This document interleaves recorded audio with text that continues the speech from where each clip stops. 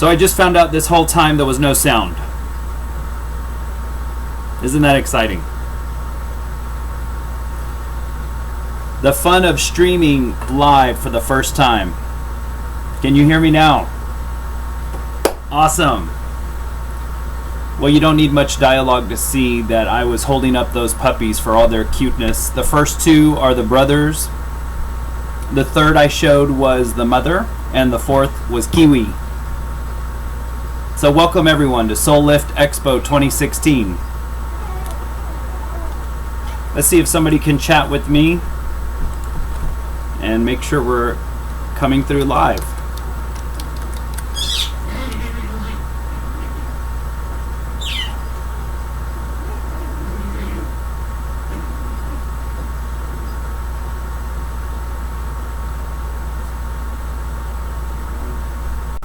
All right.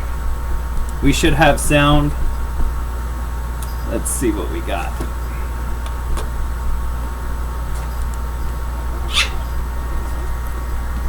If you can hear those puppies in the background playing, then you've got sound.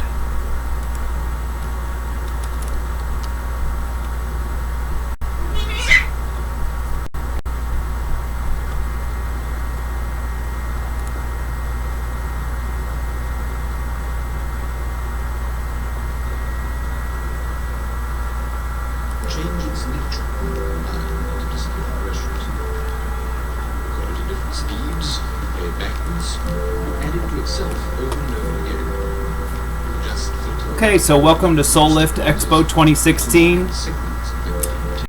I'm doing a double showing. I'm in Naperville, Chicago with all of my equipment and my setup, but I'm physically in Austin, Texas. We're doing a virtual presentation. As you pass by my booth, you'll be seeing me on a laptop. You're invited to pick up a coloring page, one of these, and color. I've got markers set up at the station. I've got color pencils. I've got a sharpener, clipboards, and the idea is to stare at these random lines, just like you might a cloud or a Rorschach test ink blot. And when you start to see something in these lines, use color to flesh it out, to bring that scene forward. On the back are instructions on exactly what to do, some information about past creatives who've used this technique. For instance, Leonardo da Vinci, who actually recommended staring at mold-stained walls to get the creative juices flowing. I guess you might say Leonardo da Vinci is considered one of the most creative people that have passed through the planet, and I love the idea that he sat there and stared at mold-stained walls looking for inspiration and then recommending it to other people, to other creative people, to do the same.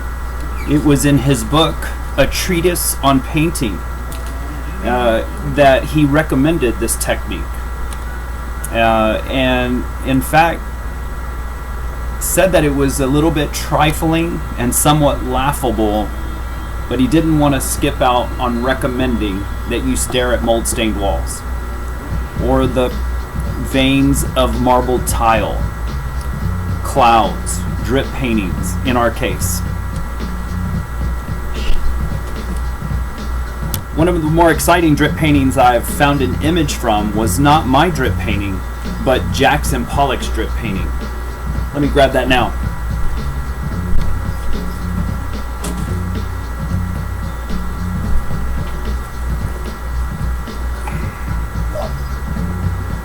All right, this is Gray from 1948.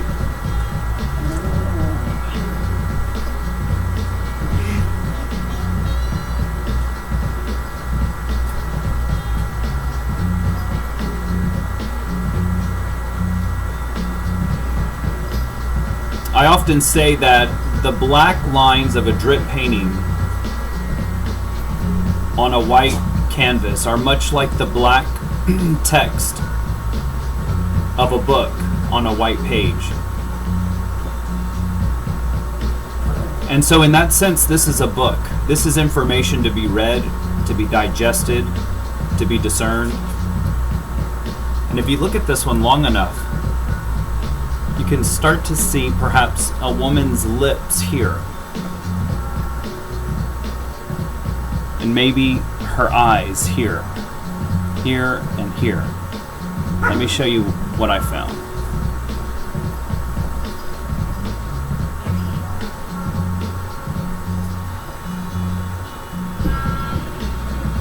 And let me zoom in so you can see her lips. With a little bit of shading and tonal gradation, color, I can convince you of a woman with a very fashionable hat. And once you see it, it's hard to unsee it. The scene is of a couple having dinner at a white linen cloth table.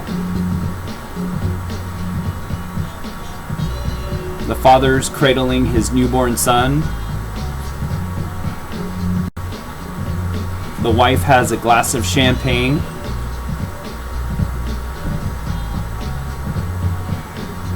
And there's a waiter off to the side that's just dropped off the check. All from Jackson Pollock's drip painting from 1948.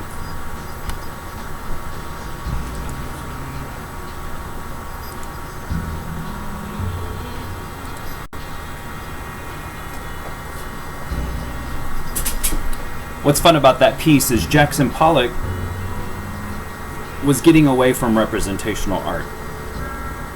The point of his art was to break down representation into abstract lines, to get closer to that raw emotion of what the artist was experiencing and have it translate on the page. Almost like, I would say, a seismograph. The way a seismograph records the energy of a moment. You could say Jackson Pollock was chasing down this idea of having those black lines record the energy of the moment. So representation was from the energy, from the splash, from the random lines, from the cadence. There was a kind of rhythm and cadence to some of his drips, which also spoke to who he was as a person, the kind of flow he would hit at times when he created his work. And so I find it fun and interesting to take his abstract drip painting and almost come full circle and turn it back into representational art. So yeah, I wonder what he would think about that.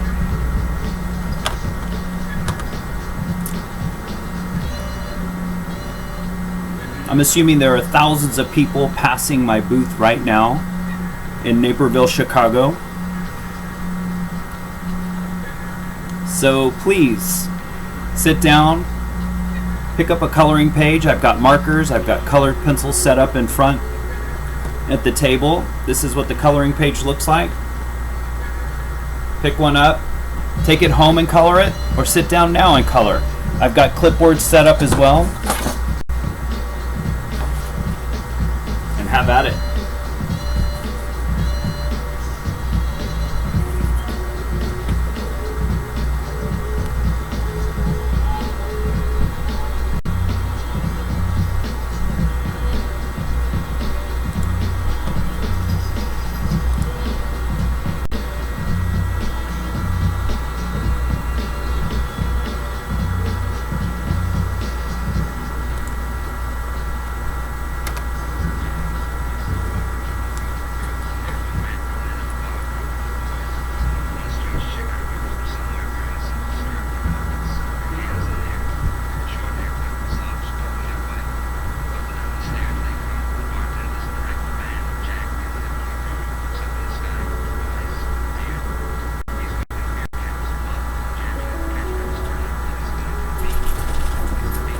Okay, let's look at one of the more amazing things that I've done with this idea of looking at the world through these new glasses. This idea of recognizing resemblances and then extracting what it is you think you see.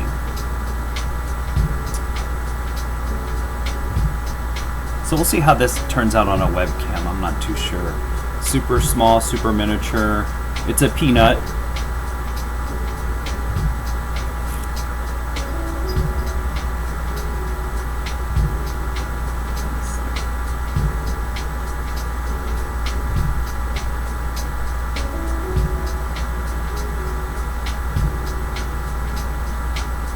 So every peanut has a feature inside that looks like an old man's head with a beard. In fact, the head is hooded. It seems like, or it looks like, a resemblance of a hood over an old man's head with a beard. And so what I did was I carved a body for that feature and came up with this character I call the Old Man in the Peanut. Let's see if you can see him in the shell.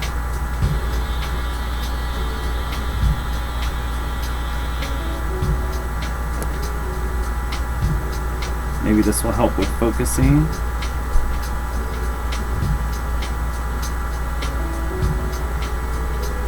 So, after recognizing this resemblance in a peanut, and in fact, that feature that's inside the peanut is what's called the germ of the peanut.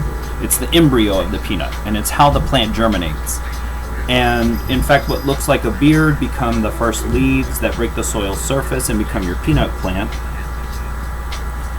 But I carved a body to go along with what looked like a head, and that ended up being the breath of life for a character I call the Old Man in the Peanut. And it was very much like that interaction between Geppetto and Pinocchio. He did his carving and it breathed life into this character. I did my carving and it breathed life into this character. So he's sort of an ambassador to this way of looking at the world. We talked about Leonardo da Vinci, Herman Rorschach. In fact, there's a whole history of creative individuals recognizing resemblances and then either pointing it out, coloring it in, somehow isolating it, and convincing other people to take a look at it. Sometimes drawing thousands, hundreds and thousands of people to come and witness this resemblance. One such example is the Old Man of the Mountain in New Hampshire. Unfortunately, in 2003, literally the mountain broke apart and slid down, but not before there were 10 years of effort by the state to preserve it. They used epoxy resin, they used a wire mesh to hold it all together, and of course gravity wins out in the end. And the exciting part is that it speaks to the indelible mark that a resemblance can make on a community. So thousands of people still visit Franconia Park in New Hampshire to look at a mountain that used to have a resemblance on it.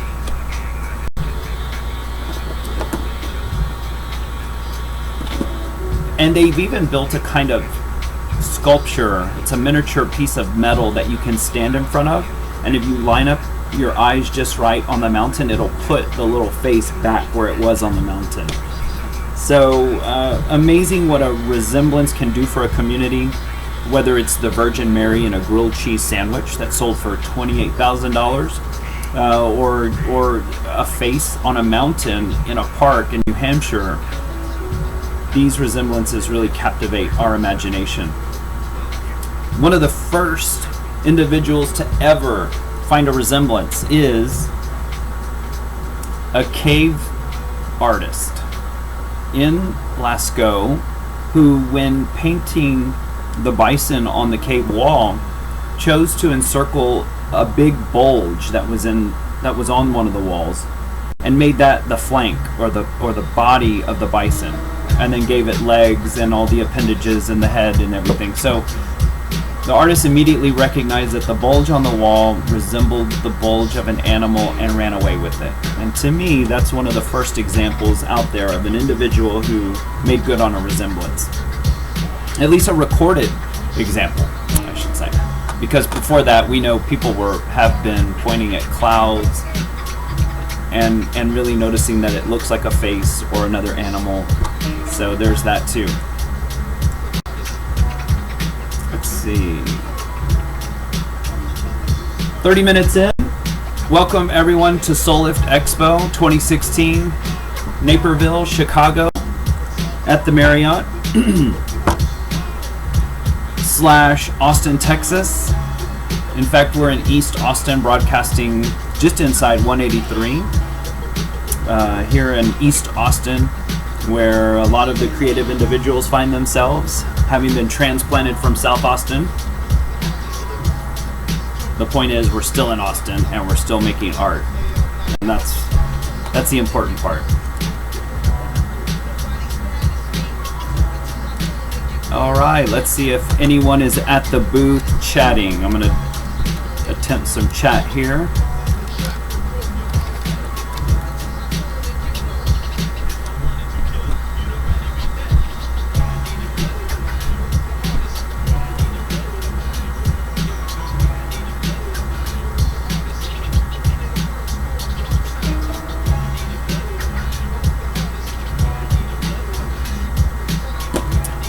Alright, so I've got a request for my email address. Let's submit that here. I'll put it in the chat, and then I'll also say it aloud. It's shout@ismaelcavazos.com. So that's SHOUT at ISMAELCAV as in Victor, A zebra OS as in Sam.com. Email me if you have questions, if you have work for me to do for you, if you want to request a extraction of one of your own scribbles. That's something I offer. Hit me up. Or if you need some advice on how to run your art booth, or you want some ideas or want to hear more about my experience in going with a virtual booth in Naperville while staying here in Austin, Texas, I can do that too.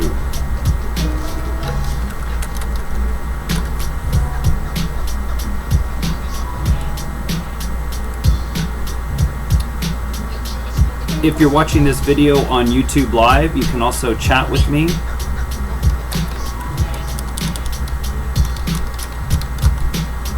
Let's see if I can submit one of these photos.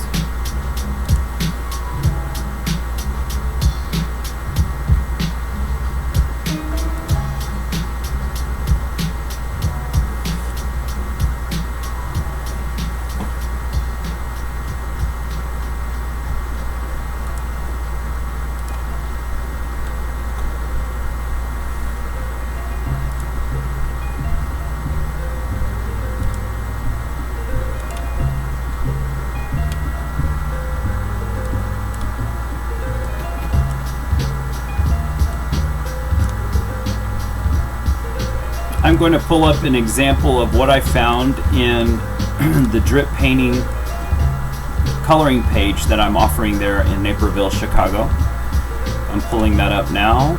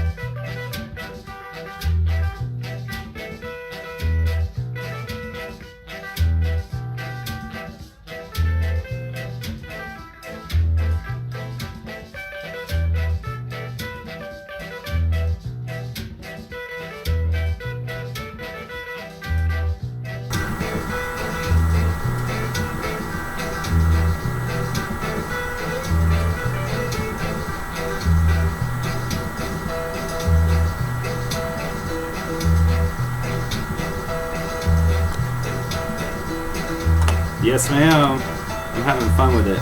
Speaking with the expo coordinator right now, Monica Cavazos.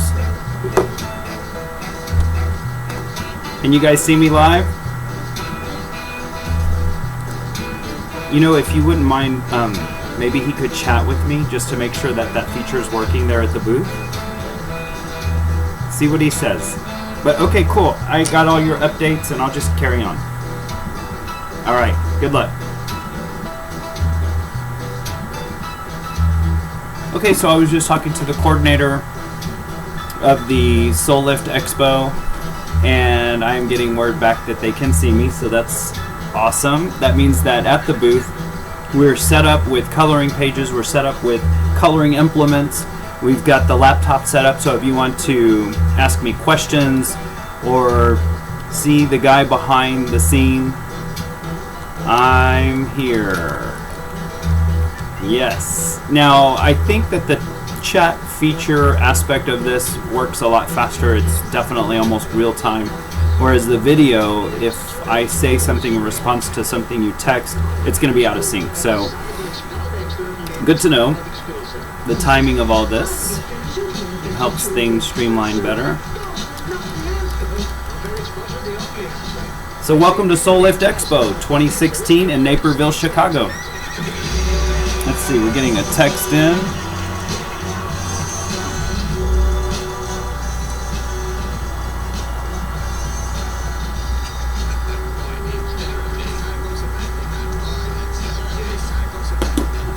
So, I'm not able to interact with you. I can't see you. I can't hear you. But I've set up the chat feature. So please hit me up, ask questions. I'm also receiving texts at the same time, so whichever way you want to contact me is welcome.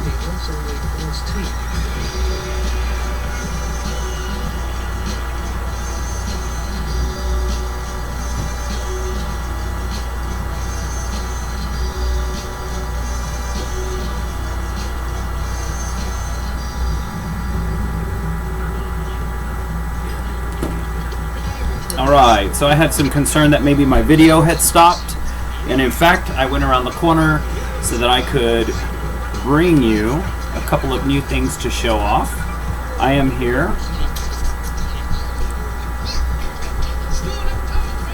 Let's see here.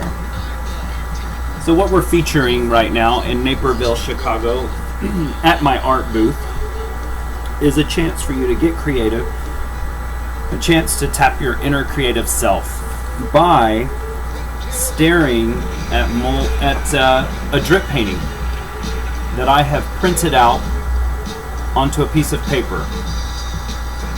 We're also featuring the actual drip painting. It's for sale, $500 framed, and even better than just the drip painting, you get the 3 scenes that I've invested in that drip painting. So there are 3 things that I have found in these lines that I have colored in. Today is an opportunity for you to find something in the random lines, to flesh it out using shading, coloring.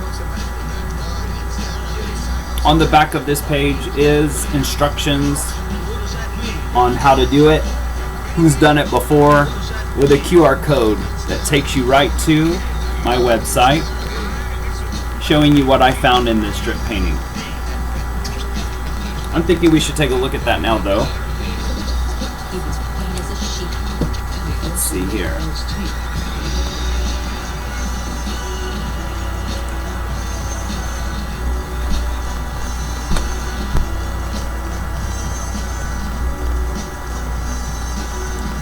We're gonna add an image. This is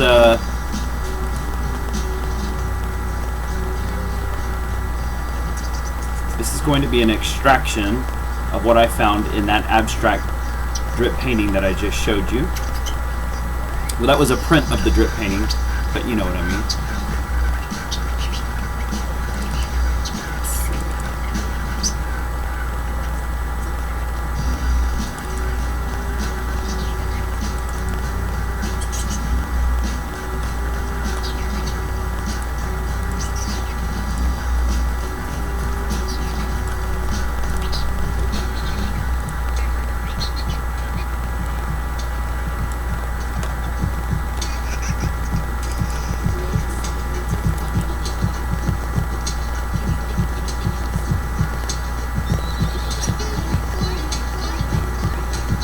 Andy wants to say hello.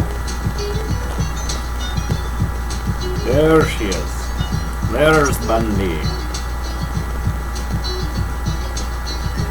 Say hi, Bandy.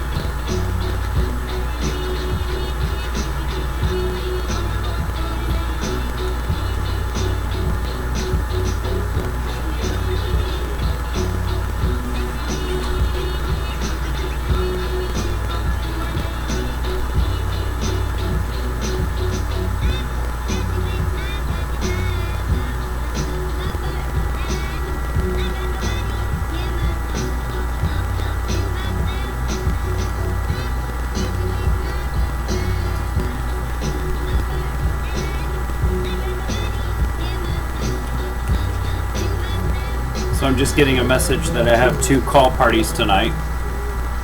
I wait tables at Bob's Steak and Chop House here in Austin, Texas. I also manage, and I'm the head trainer. It's a lot of fun. I love the store. It's been open since August 2012, and I've had the opportunity to open 3 since then.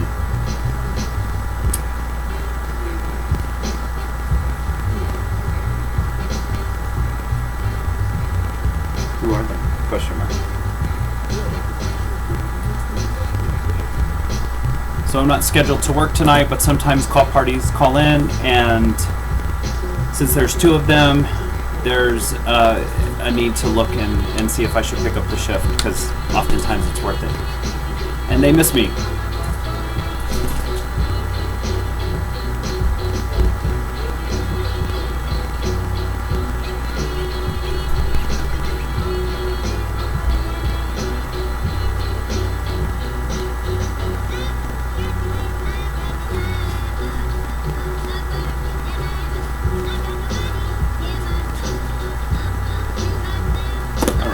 So I've included a picture here on the screen. Hopefully you can see that. I'm sure you can. Anybody want to chat me up and say they can see it? It would be my first chat. You'll be the first one to chat with me ever on a live stream.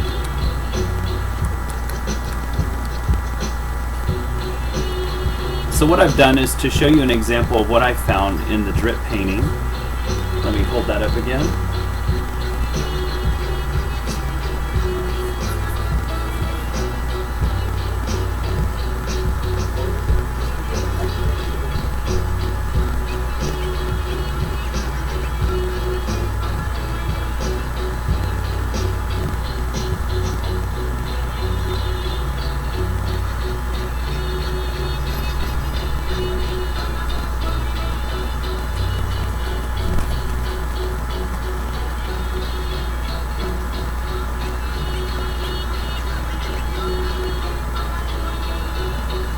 That little line that's not connected to anything else is a dimple on a tongue. It's the dimple of a tongue on a girl who has a ponytail. And she's got one arm embracing her friend, her best friend, in the park. They're playing with a ball. You can see the basketball style threading at the bottom. The basketball pattern, that is. And then she is on her knees, and she's got one hand on her hip, and she's sticking her tongue out at her friend, who is up on his hind legs. I call this one Playmates. Alright, let's see, we're getting a text in.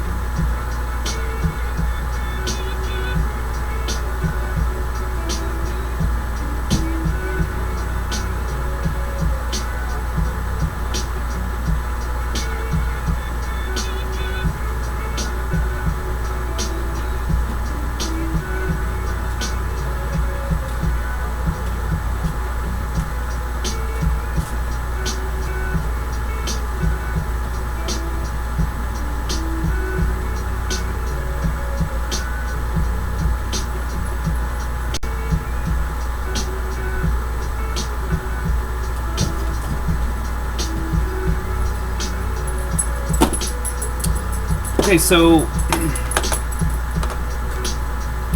that is the scene that I found. Now let me show you another scene I found using the same set of random lines.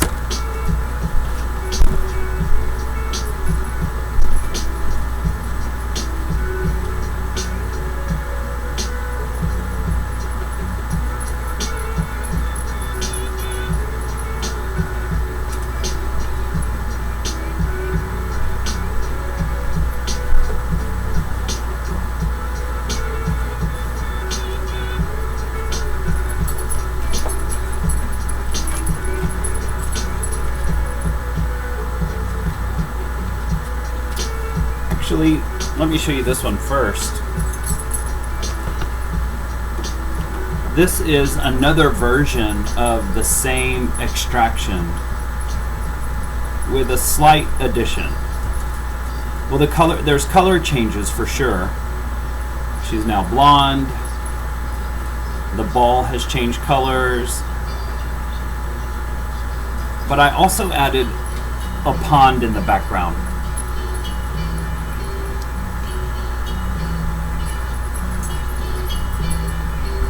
But she's still sticking her tongue out at her best friend.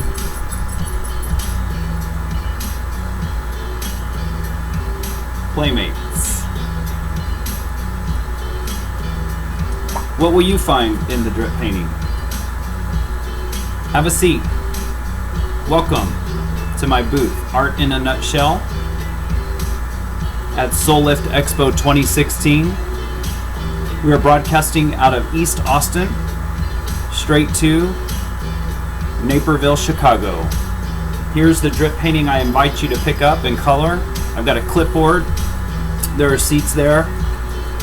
We've got the laptop set up. Hopefully you can see and hear me. If you have any questions, give me a chat. Let's talk. I've got the chat feature set up. You don't have to log in. It's all logged in for you. Let me show you a second scene I found using the same set of lines.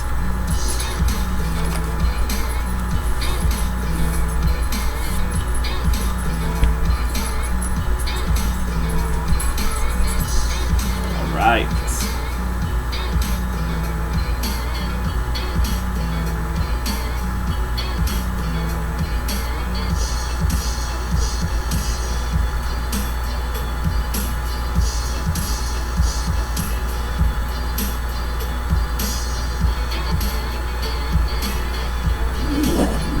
So before I tell you what this is, or what I intended it to be, I should say,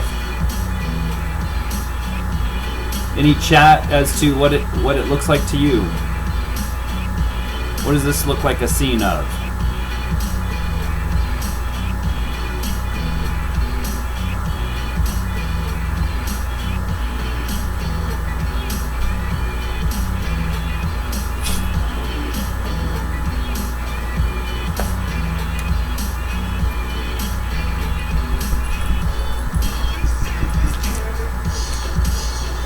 This is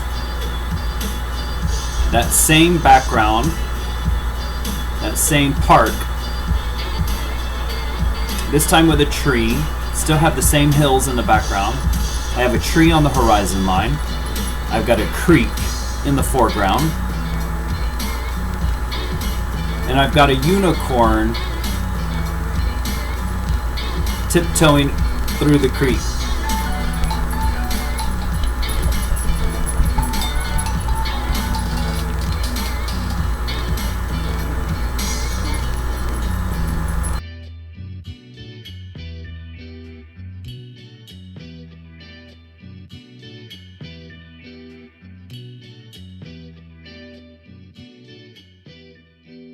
He's singing a little in there.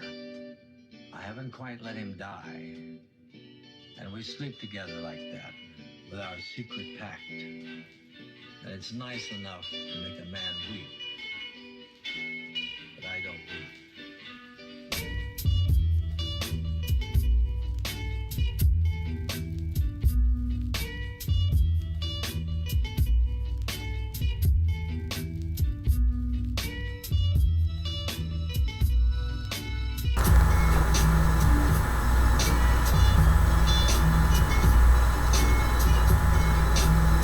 Can you see the unicorn tiptoeing over the creek?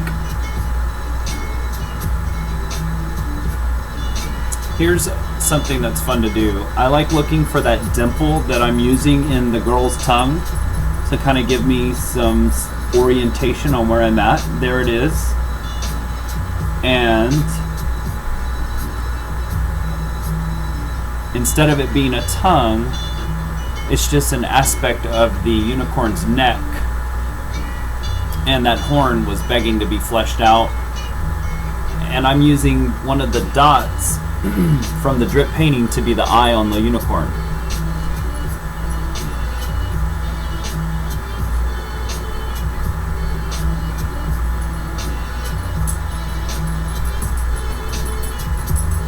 So, the drip painting that is on presentation is on display there in Naperville is for sale. The technique I used was to photograph it, clean it up in Photoshop, give it crisp lines, print it out, and offer it up as a coloring page for you today at Soul Lift Expo 2016. Have a seat, pick up a marker, color pencil, stare at the lines, relax, let yourself drift. Think about the kind of creative energy and juices you used when you were a kid to look for images in clouds, and use that to find an image in this drip painting. You don't have to use the orientation that I'm suggesting here either. In fact, I found another scene with the drip painting on its side in the landscape orientation. Here that is.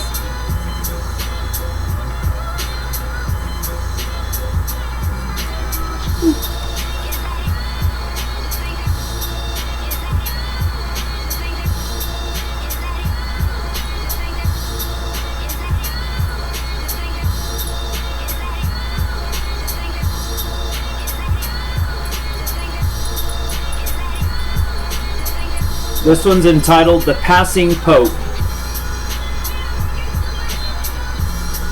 The Pope's hat is so high in the sky that the only thing that occupies the space with it is a cloud. The Passing Pope. And if we're going to use the dimple from the girl's tongue to give us some orientation, that is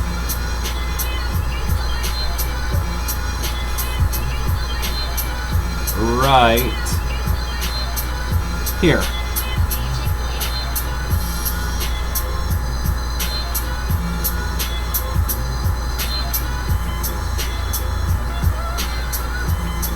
And this is what it looks like when it's in the orientation that I use to find the girl and her dog in the park.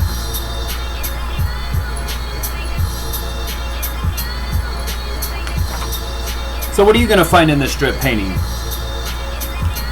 Have you picked one up yet? You don't have to sit and color it there in the booth. Take it home with you. I've got instructions on the back with the QR code that you scan in that will take you straight to the website and show you what it is that I found in this drip painting.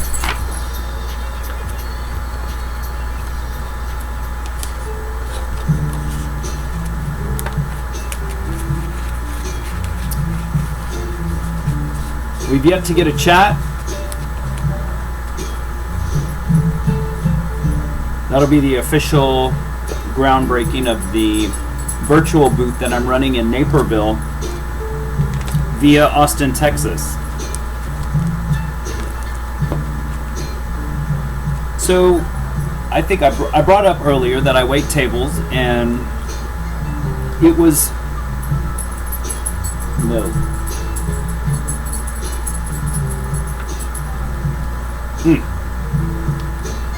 So it was waiting tables one day that I noticed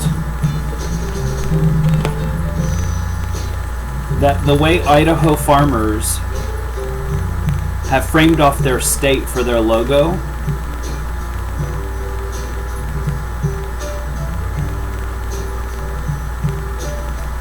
did something to Montana and Washington and Oregon.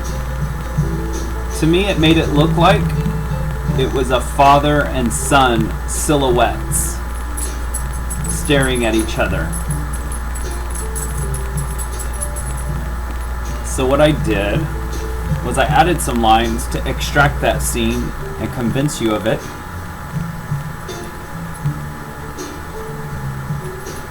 And then I incorporated the existing text. And the son says, "Look, Dad, why can't you face it? I'm on my own and full grown in Idaho."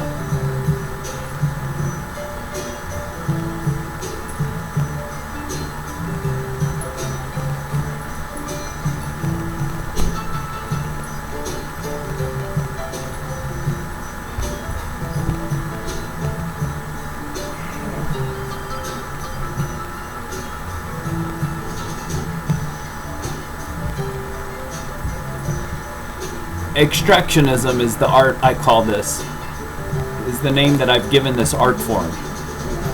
The idea of recognizing a resemblance and extracting it. And extraction can be anything from pointing it out, to cutting it out, to drawing lines on it.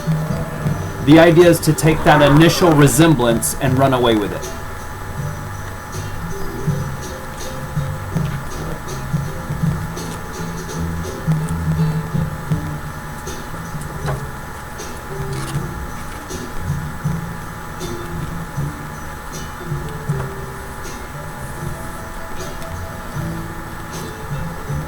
So utilizing that the positive as a negative and the negative as a positive, I flipped it, and instead of this being two characters staring at each other, it's now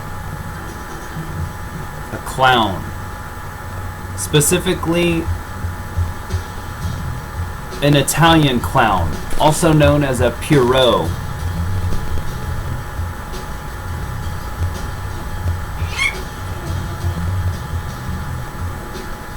This time I'm using Idaho as the silhouette for a character I call the Pierrot of Idaho.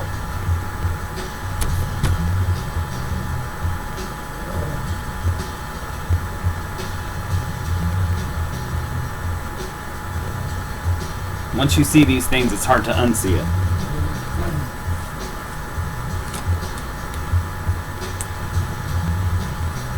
So why don't I include a photograph of one of these peanut carvings I was talking about. Since they're so small and tiny, it's hard to see when I hold it up to this video camera. Pull that up real quick.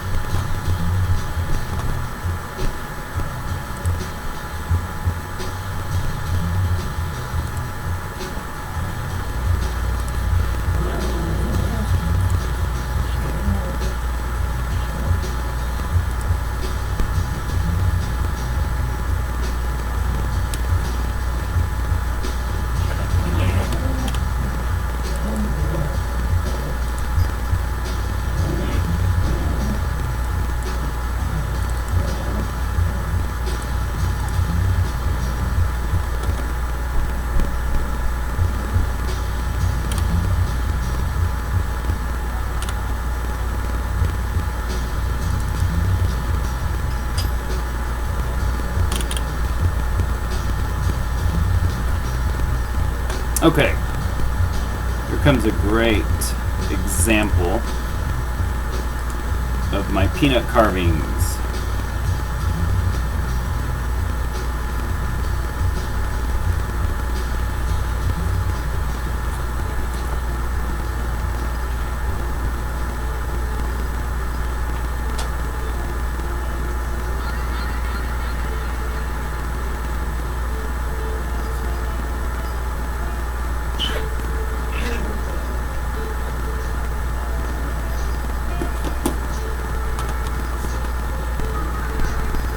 Okay, so this is an example of the peanut carvings that I've done.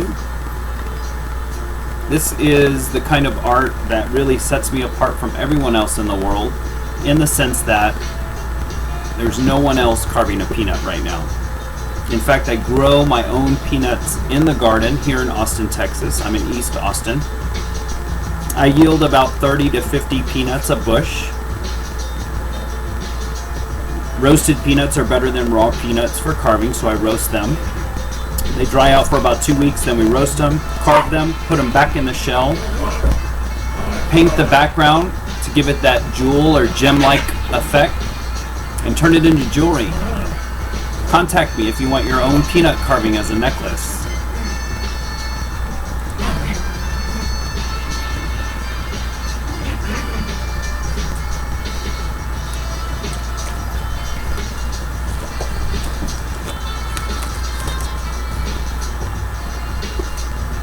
So welcome to Soul Lift Expo 2016. We are in Naperville, Chicago. We're also in Austin, Texas. I'm doing a virtual presentation.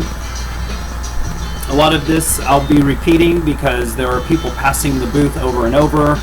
There's a different audience every 5 to 10 minutes, so a lot of this content may be a repeat. But just know that you're welcome to sit down at my booth here in Chicago.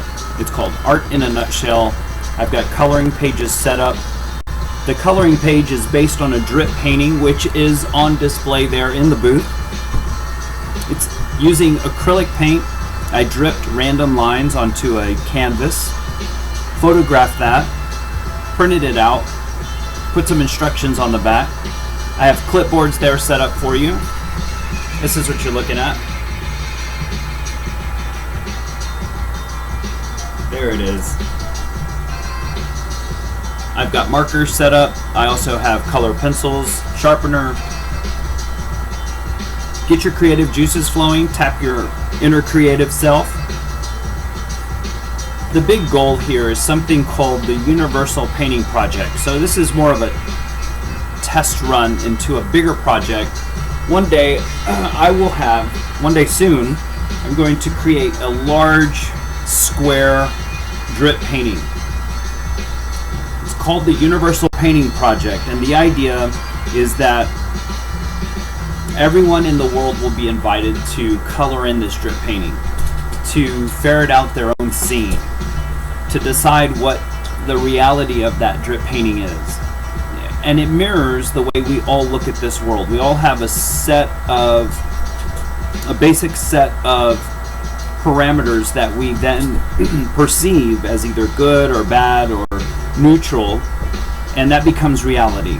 And so this black and white set of lines represent our physical world that we then perceive and extract and create our own realities. And every time someone plays along and they color in their own scene, as you can see here on the screen I have set up, this is what I found in the drip painting. It's a scene of a girl playing with her dog in the park. Someone else is going to come along using the same set of lines and find something totally different in the drip painting. And it's our own individual perceptions and realizations of this drip painting that make it a success. Every time someone comes along and colors it in, they're going to use their own iconography, their own set of colors that feel good to them, and they're going to create new realities out of this one drip painting. And in our differences, we're all getting along. We're all agreeing that this one drip painting has something in it to be shared with everyone else. And so the invitation will go out to Germans, to Mexicans, to the Chinese, to the whole world, artists and non-artists alike, to color in this drip painting,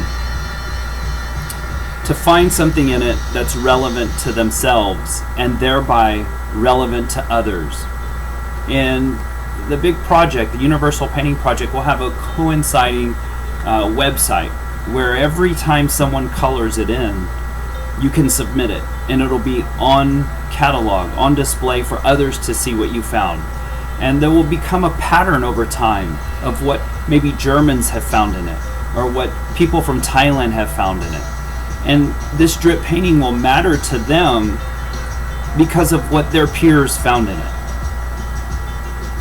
And in our differences at looking at this drip painting, we'll all come together and agree on a single drip painting, the Universal Painting Project. So getting art to live up to that highest, most lauded level, which is that art can bring the world together in harmony. So that's the goal here, is to get this dry run going, to figure it out, to figure out all the parameters of what it's like to take the show on the road.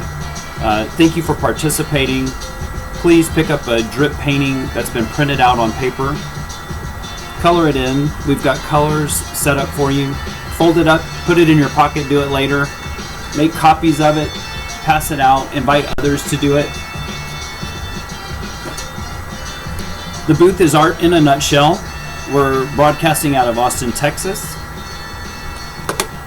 We're very fortunate to be a part of Soul Lift Expo 2016. We hope you sit down and color a page in, or take one home with you.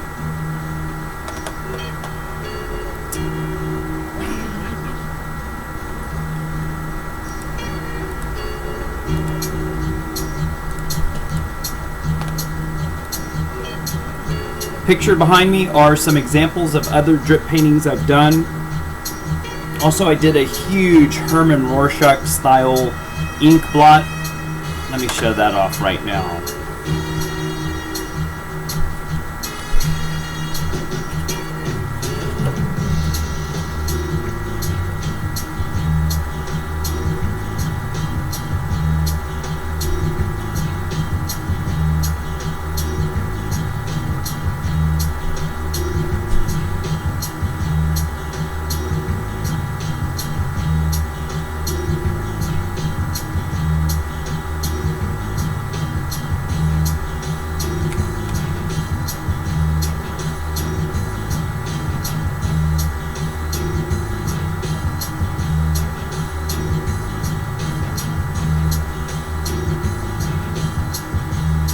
So, I'm almost always doing drip paintings, but I had some extra paint and this beautiful Arches watercolor paper.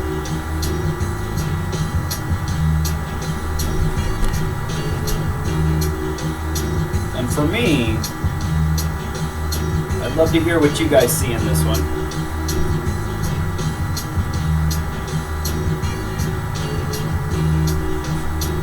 But for me, these are eyes.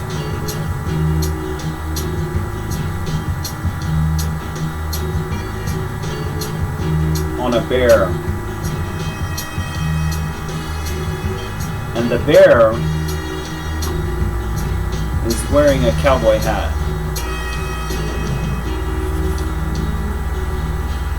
So one day soon I'll be coloring this in to ferret out this scene.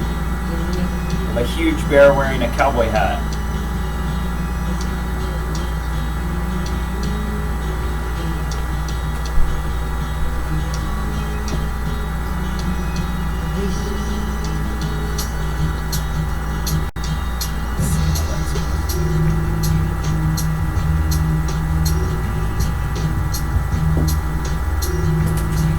Pictured here is a work in progress.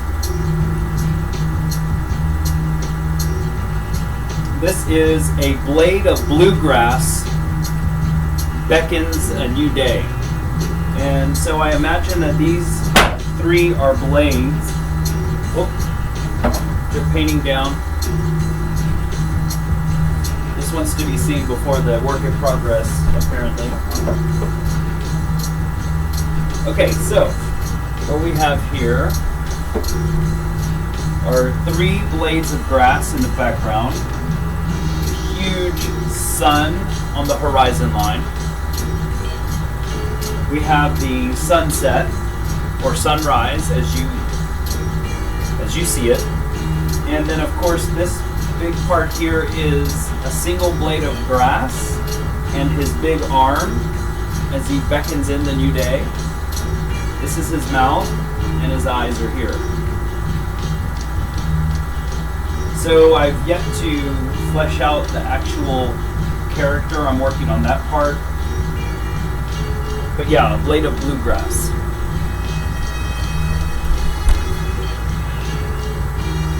And now it's time for some puppy cuteness.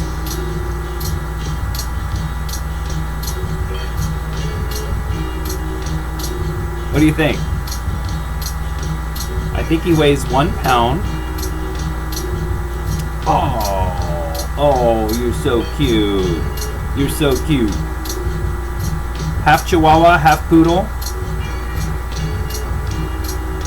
I figured I'd have a successful video by showing this guy off. Ha.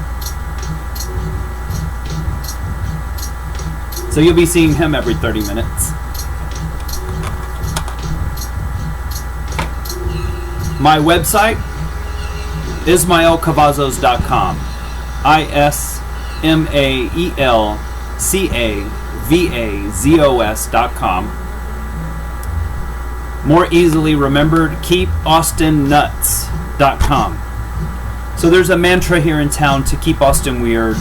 Something that developed out of the desire to keep the kind of funkiness that Austin seems to have been built upon. And I decided to come up with KeepAustinNuts.com so that there was a tie-in to that mantra of keeping it weird, but with a direct reference to my peanuts and the peanut carvings that I do, as you can see here on the screen. So take a look at my website, KeepAustinNuts.com. You can pick up your own peanut carving, contact me. We can paint the inside of the shell to your own custom color. Let's see.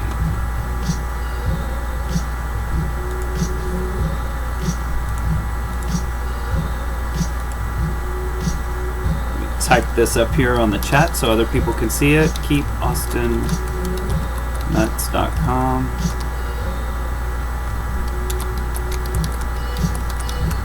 And IsmaelCavazos.com.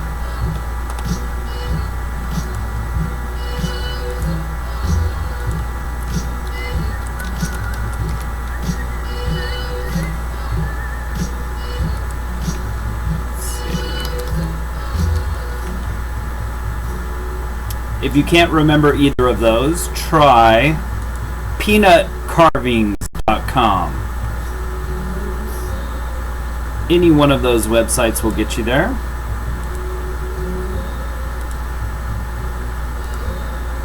And let's type that up on the screen,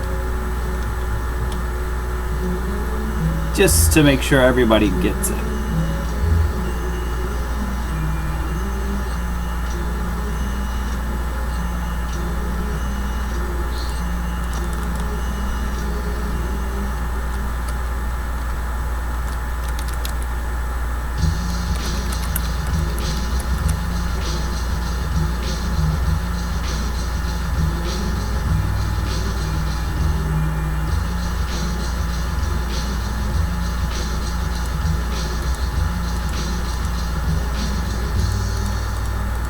So welcome to Soul Lift Expo 2016. We are broadcasting out of East Austin all the way to Naperville, Chicago. I sent my drip painting along with coloring pages for everybody to participate. I stayed in Austin, Texas, and the coordinators of the expo worked with me to bring this booth to you virtually.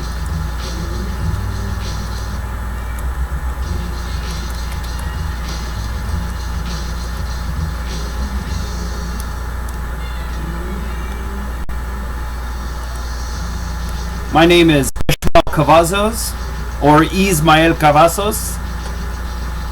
One without the accent, one with the accent. Soul Lift Expo. Let me read you what it says at their website. Soul Lift offers a place and organization that welcomes in every visionary. As small business owners, we hope to expand and share our products and services with others. With Soul Lift Expo, business owners will have the stage to show their hard work, fresh and veteran eyes. Community. We open our doors and engage communities of all types. We create a space that includes the entire family.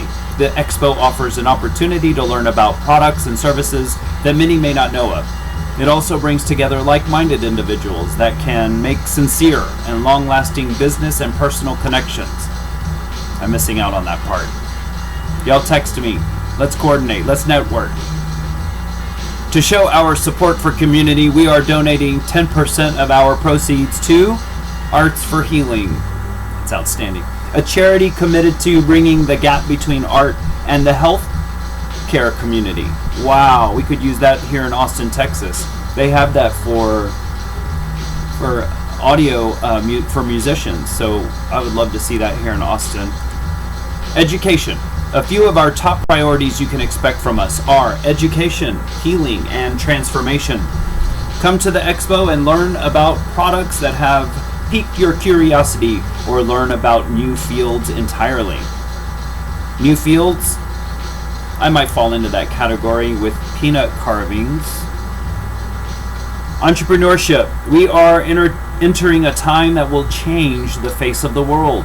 Entrepreneurship is on the rise and only increases as the world advances, with many finding their own footing and claiming their passions. The self-made entrepreneur is quickly becoming a staple in the workforce. We will introduce many expert businesses based in wellness or that give a lift to one's well-being.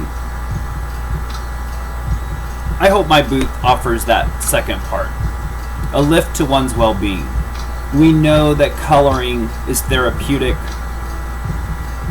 We know that coloring can take you into your brain waves can start to hit those kinds of modes that are almost on par with meditation. So get lost in the coloring, have fun. You don't have to find something in the abstract lines, some sort of representational art. You can simply color in the different spaces with different colors and treat it much like a stained glass window, where it's just a fun color of mosaic, a fun mosaic of colors. What I find though is in your coloring of just random patches of color, everyone always ends up finding something to tell a story about. That's the second thing that happens after you color in a scene. You can't help but tell a story. Narrative is the second thing that happens. Let's get this website up here. All right, I've got my website. The text is a little big. See if we can edit that. We'll let it run like that for a second. I've got my peanut carvings on display here on the screen. I've got one of the scenes that I found in the drip painting that you see in front of you. You are invited to pick up a coloring page, fold it up, put it in your pocket, color it at home, or sit down now with the clipboard and have fun and color in that page. This is what you're looking at.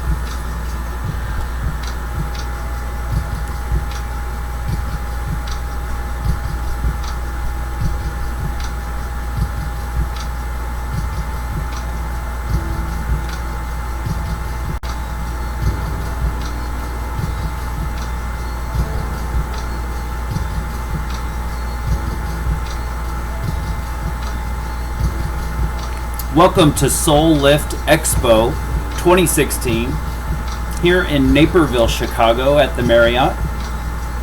I'm broadcasting out of East Austin.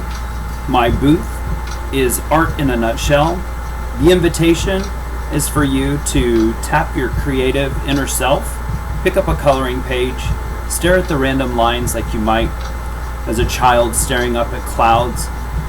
Witness those lines coalesce and come together in a scene of representational art. And then chase down that vision using colors and shading. I have an example here on the screen of what I found in this drip painting.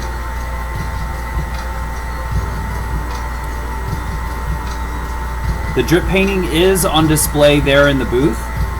We've got it framed. It is for sale. Contact me if you'd like to have this drip painting in your home.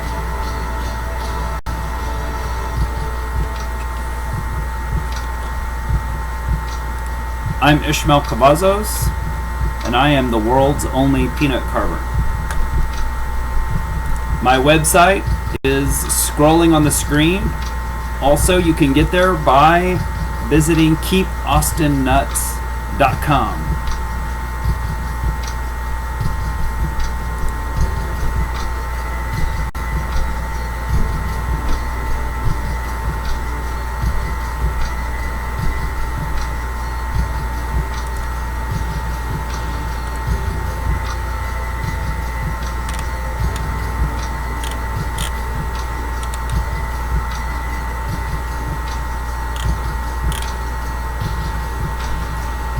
It looks like there are some amazing sponsors and donors for Soul Lift Expo. Check out the website, soulliftexpo.com. I suspect this is going to happen more than just this first year. A lot of people behind this. I'm looking at Abhyasa Yoga as one of the sponsors / donors. I also see Beautiful Revenge.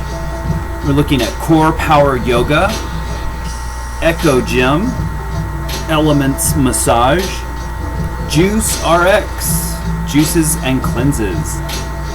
This says lusciously. Well, that's a tough one to say. Lusciously. My Friend's Place Salon, Psychic Flow, Yasu Natural Skincare, and Zazu Salon. Thank you to all of those sponsors and donors for making Soul Lift Expo a success. I'm excited to be a part of it, broadcasting out of East Austin, all the way to Naperville, Chicago, and everyone in between, because this is a live stream on YouTube. We've got an audience bigger than just Expo attendees. So this is exciting. Thank you for joining us. The point of the live stream is to hopefully create a lively aspect to the booth that's there in Naperville, Chicago.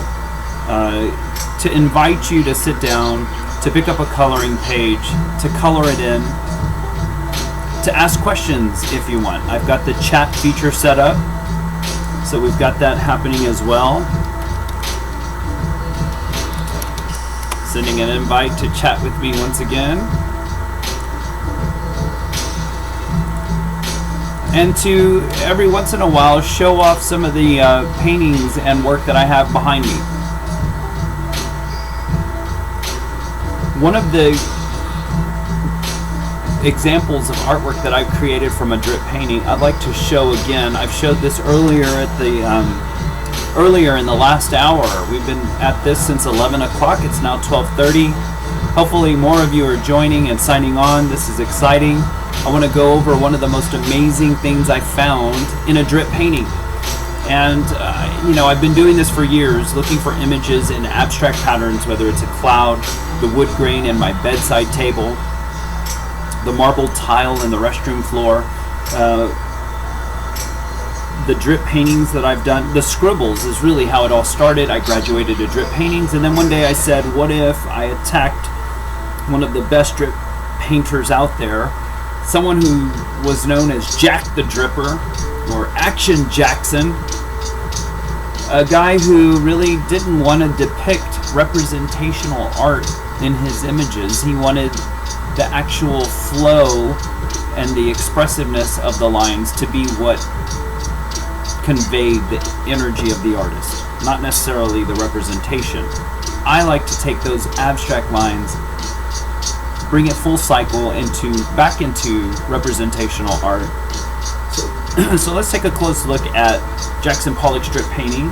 It's called Gray. It's from 1948.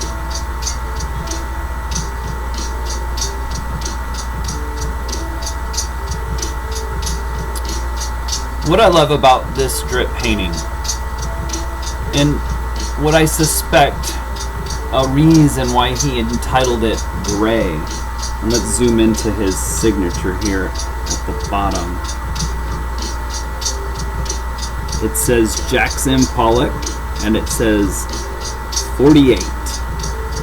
But if you look really closely, there's a kind of white or grayish halo. There's a gray halo around these black lines.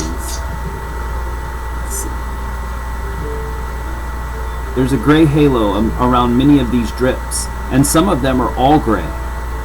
And it speaks to the technique that Jackson Pollock used to create this. What he did was he put white enamel down on the canvas first. And while it was still wet, he dripped the black right onto the wet white enamel. And I suspect that white and black, it started to bleed into each other, giving it that halo around all the drips. And I also suspect that's why he entitled it Gray. So, either way, Gray, 1948, drip painting, Jackson Pollock. This is the orientation that he displays it in. And I stared at this long enough to finally see a scene of a husband and wife at a dining. They're dining at a white linen cloth table. They have their newborn in tow, and there's a waiter that comes over and essentially asks them to leave. And could they please return when they no longer have a crying baby in tow? And the waiter's dropping off the receipt, letting them know that they've purchased that first glass of champagne that the wife had. Let's show you what I found.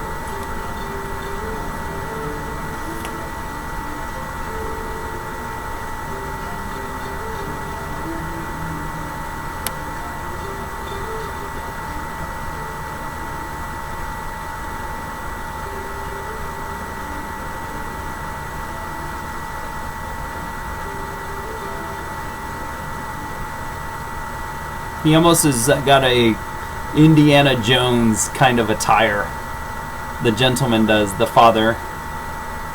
The mother with her fashion hat and matching top. She's got that glass of champagne I spoke of in her hand. It's halfway finished. They're seated at red chairs. Baby cradled, newborn cradled in his arms. 2 menus on the table. And the waiter slides the receipt and it flies down as he approaches from the back side of the gentleman. Kind of giving that look of, can you please leave with that crying baby? And that's all from Jackson Pollock's strip painting. Hard to unsee it once you see it. Once you've seen the extraction and what I found in it, it can be difficult to unsee that vision.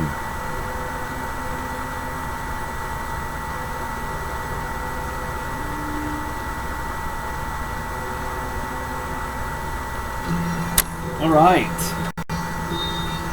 So for those of you who are just joining us, we're doing a live stream out of Austin, Texas.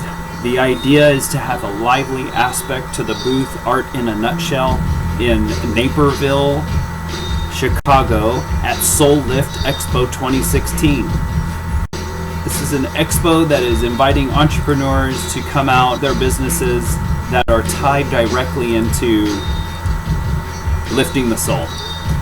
It's appropriate, Soul Lift Expo. Exhibitors and speakers It's looking like 5, 10, 15, 20 or so. Hopefully you're all having fun. You're visiting the booth. If you don't sit down and color tonight, or today I should say, take 1, 2, 3 home with you. Or take one home and copy it and pass it out. They're lots of fun to interact with. On the screen here, I've shown you what I found in it. It's a scene of a girl playing with her dog.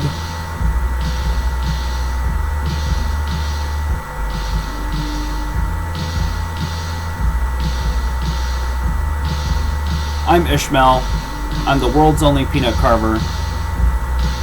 A distinction that I gained by using this technique of looking for images and patterns. By recognizing that resemblance, pointing it out to other people, investing a narrative in it. The exciting part is that other people start to invest in it too. And it's their interaction with it that gives him that breath of life. That is why the old man and the peanut exists. Let's look at a couple of the tools that I use to carve a peanut.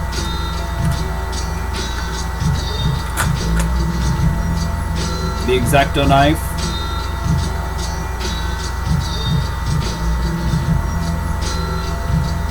This is more for clay, or that was its intended use, but it works famous for me and my peanut carvings. And this implement from my brother. It's a beautiful dental tool from India. Let's see if you can see that. Try to get it to focus on the foreground. And then I fastened a brush to the other end of it because the shavings from a peanut carving, because of the oils, and you try to blow at it, the humidity from your breath with the oils of the peanut shavings, they cake up and they end up staying in the grooves. And so you've got to have a kind of brush implement to get all those shavings out of there rather than blow at it.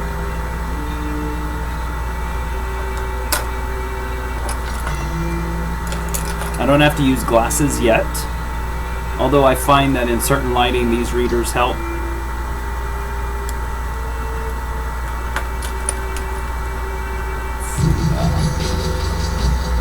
And this is what some peanuts look like that were actually out of my garden.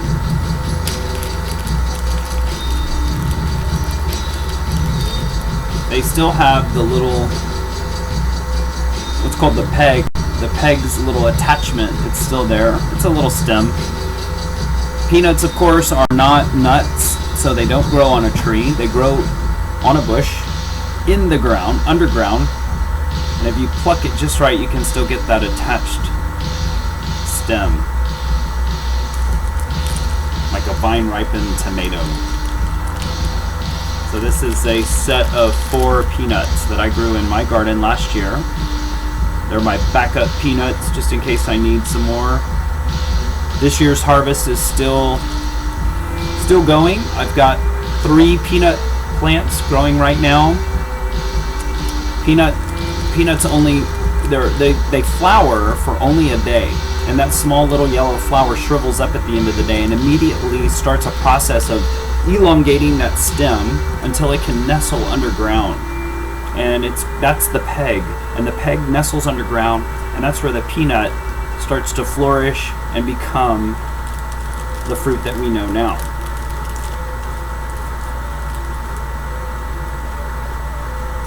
I love the phrases, I don't work for peanuts, or we don't need any more comments from the peanut gallery. There are a couple of phrases that to me speak to the kind of lowliness of the peanut. It's somehow, for a time it's called a groundnut. It's called a goober. They're called goobers. For a time they were called goobers. And even in the way that it's talked about, it's kind of lumped into this group of nuts, even though it's not a nut.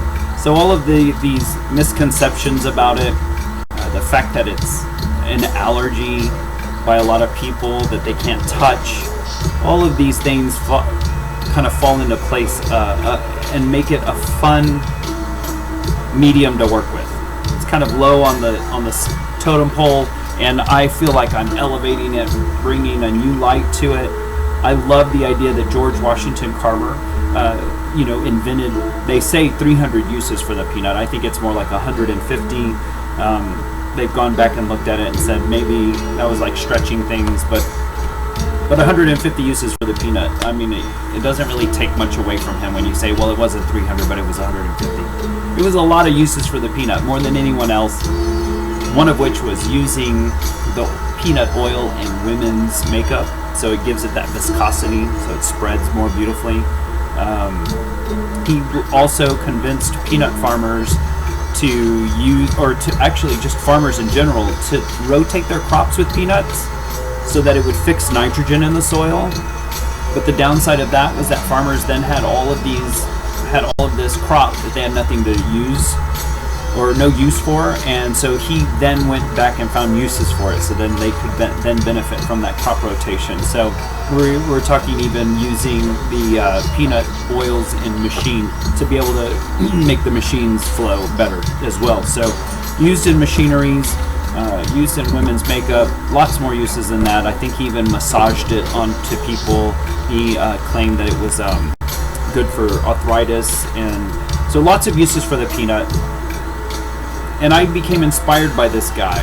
Used him as almost like a inspiration to say, hey, if George Washington Carver can you find that many uses for the peanut, can I find that many designs for the peanut to carve? So the one and first design was the old man and the peanut, and then I immediately started to branch out into something I call the Carver Challenge. And the idea is, can I find different designs for the peanut so that I can be known as the new American carver, but in a literal sense, inspired by the original carver. So the Carver Challenge, I think I'm at 30 different designs for peanut carvings. Of course, the most popular and the one in the beginning is the old man and the peanut. But let me show you some examples of other peanut carvings that I've done. Of course, you can go to keepaustinnuts.com or peanutcarvings.com to see these for yourself.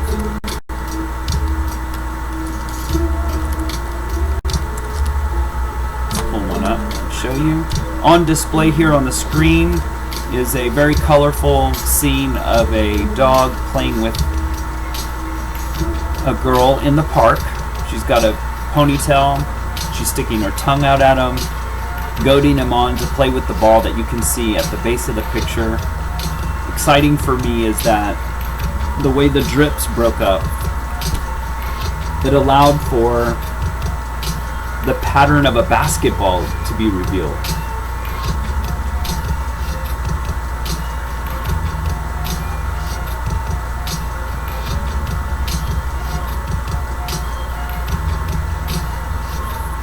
What are you going to find in that drip painting? Please pick one up, take it home with you, sit down, color today, lift your soul at Soul Lift Expo. Let's get another page up here.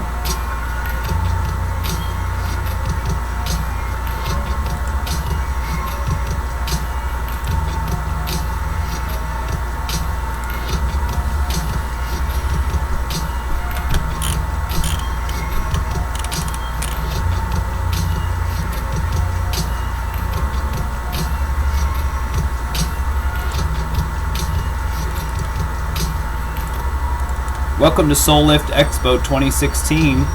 I am broadcasting out of Austin, Texas, specifically East Austin. We have the booth set up, Art in a Nutshell, as a place for you to tap your creative inner self, to lift your soul, to color and really put your mind and that set on par with meditating. I've got an example coming real quick of what I found in this drip painting.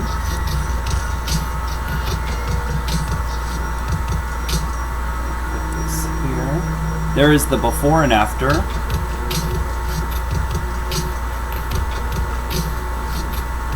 And we'll put these, let's see. Oh, I promised you an image of other designs that I've carved out of the peanut, so let me pull that up for you very quickly.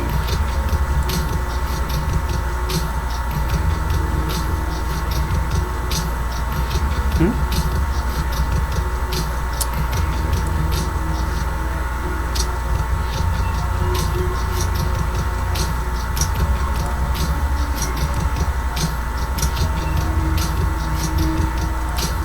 Ismael Cavazos, and I'm an artist out of Austin, Texas. I welcome you to Art in a Nutshell. I've got a virtual setup here in the booth at Soul Lift Expo 2016. The invitation is for you to take a coloring page based on the drip painting that you see in front of you that is framed, which is for sale, of course. Stare at the random lines. Look for representational art in it and ferret out the scene using colors and shading. I am about to show you a couple of other items that I've carved, a couple of other designs that I've come up with when carving a peanut. One of which is a bat. As you may or may not know, Austin, Texas is the center for a huge inner city bat population. I think the largest for inner city populations. And so they're primarily under the Congress Bridge here in downtown Austin, or there in downtown Austin. I'm about 10 minutes from downtown. And so I was inspired to turn this peanut upside down, or I should say right side up, because when you're looking at the design of the old man and the peanut, that is in fact upside down. And I turned it right side up and carved, show you.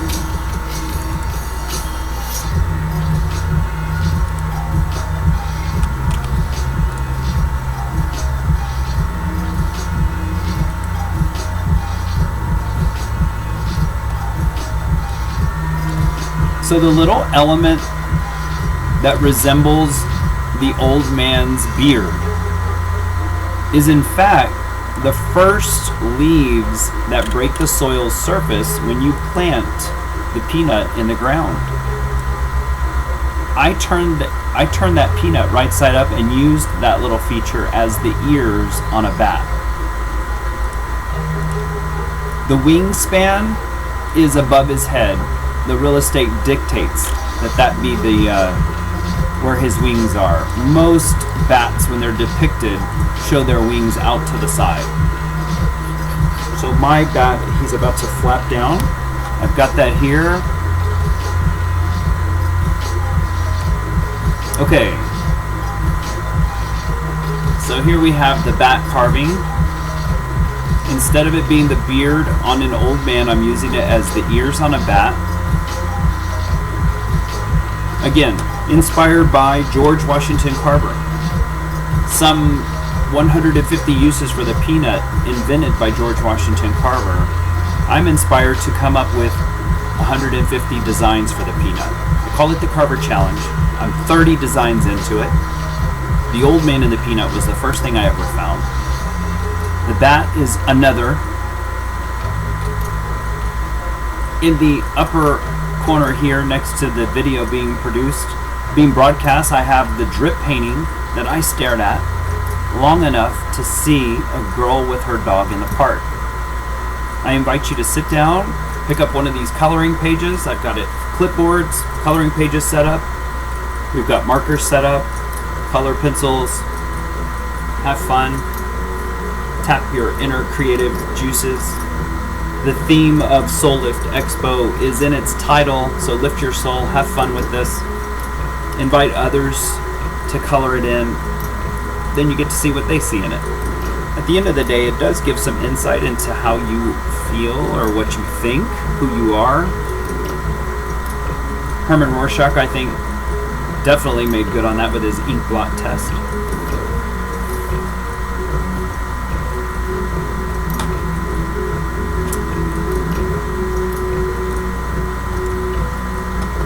Let's bring up another peanut carving to show off. Next, I'm going to leave it in the same orientation. And this time, instead of the ears on the body of a bat, I'm using it as the leaves of a potted plant. Let me show you.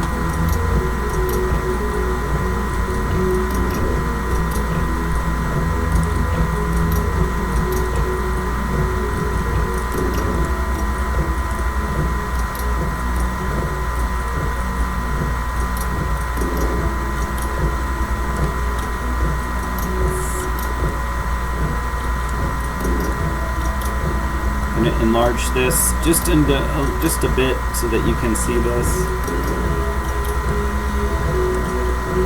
But yes, so instead of it being the ears on a bat, it's now a potted plant in front of a windowsill.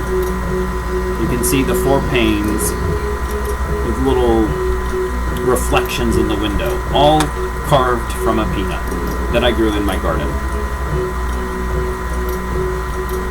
And it all began with scribbles.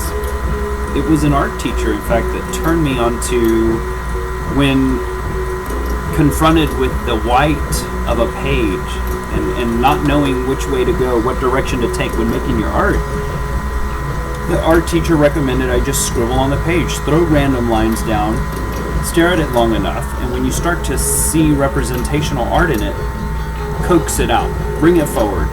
Embolden the lines and bring it forward. Over time, I started to get rid of the embolden the lines aspect of it and just use color.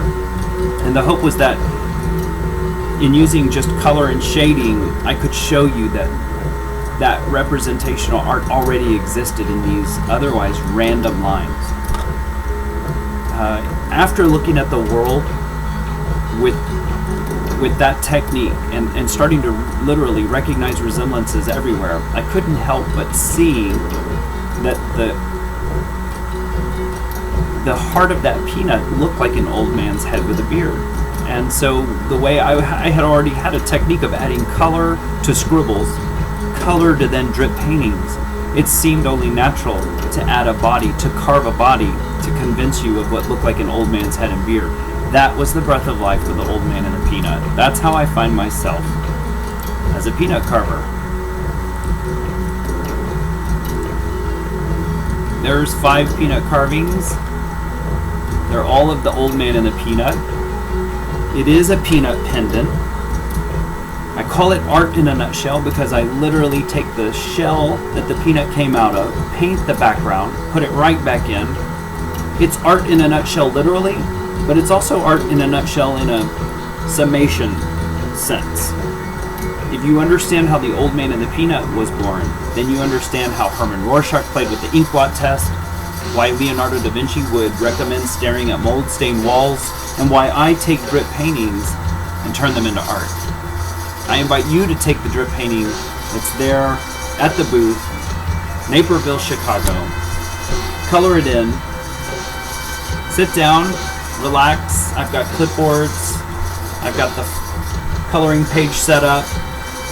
If you don't want to do it right now, I know there's lots to see, lots of vendors, lots to consume and digest. Take it home with you. I've got the instructions on the back. And I've got a QR code that takes you directly to my website, and you can see what it is that I found in this drip painting.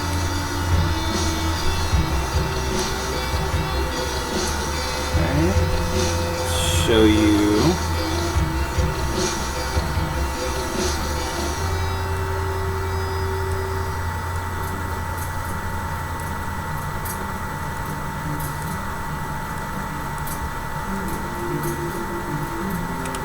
Alright, I'm having fun moving things around on this screen. It's my first time to do a live stream. I just left you for a quick moment. That. There it is. I wanted to show you this example of what I found in the drip painting that is framed there in the booth. Art in a nutshell at Soul Lift Expo 2016. I'm going to make it larger. There we go. I'm Ismael Cavazos. If you've got the accent to say it, it's Ismael Cavazos. I'm broadcasting out of East Austin, Texas. I've got a virtual booth and a real booth. I've got a real booth in Naperville, Chicago. And I'm virtually there. My product is actually there. I have a drip painting that's framed. It's for sale. Also, I've got copies of that drip painting printed out with an invitation for you to take home and color in, or have a seat and color today. Lift your soul.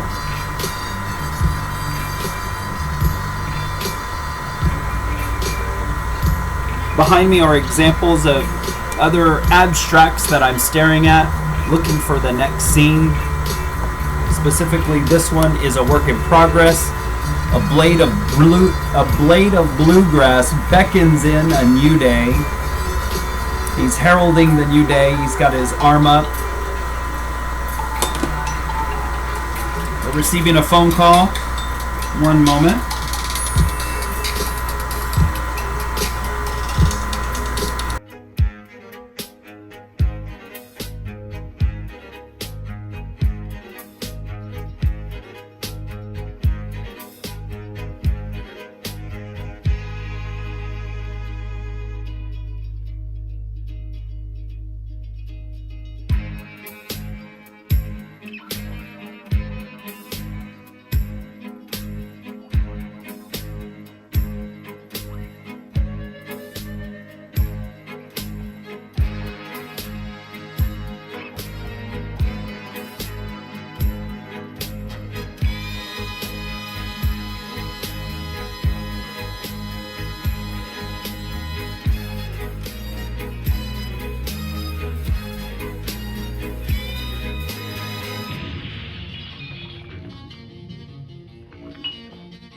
Well, take the dough and beat it. I never leave without finishing my drink.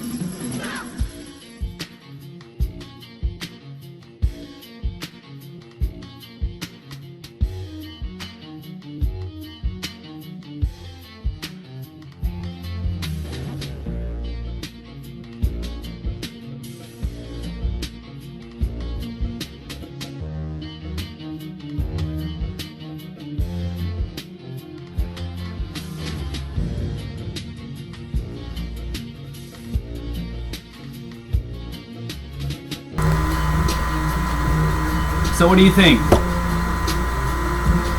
Can you see the blade of bluegrass beckoning in the new day? We're right at the horizon line with the grass. There's a big fat sun just rising up. Beautiful sunrise. And that blade has got his arm up, beckoning in the new day. There's 3 blades of grass behind him. That's the rest of the turf there. Work in progress. The exciting part is this drip painting is made for one of my big art patrons that's followed me for many years, 5 years now, and knew I was having truck problems, and said that they would trade this painting for their truck. So that's very exciting for me. Some of the exciting things that can happen when making artwork, and it ended up being a higher value on the truck than it is the drip painting. So they definitely went out of their way to help me out. A big thank you to Angela and her husband and their son Mason. They are amazing. I'm back. Can you see me? I think it's about time for a little puppy vision. I said I would be bringing this guy back every 30 minutes or so to ensure a successful video. I know I'm not wrong. Look at this guy.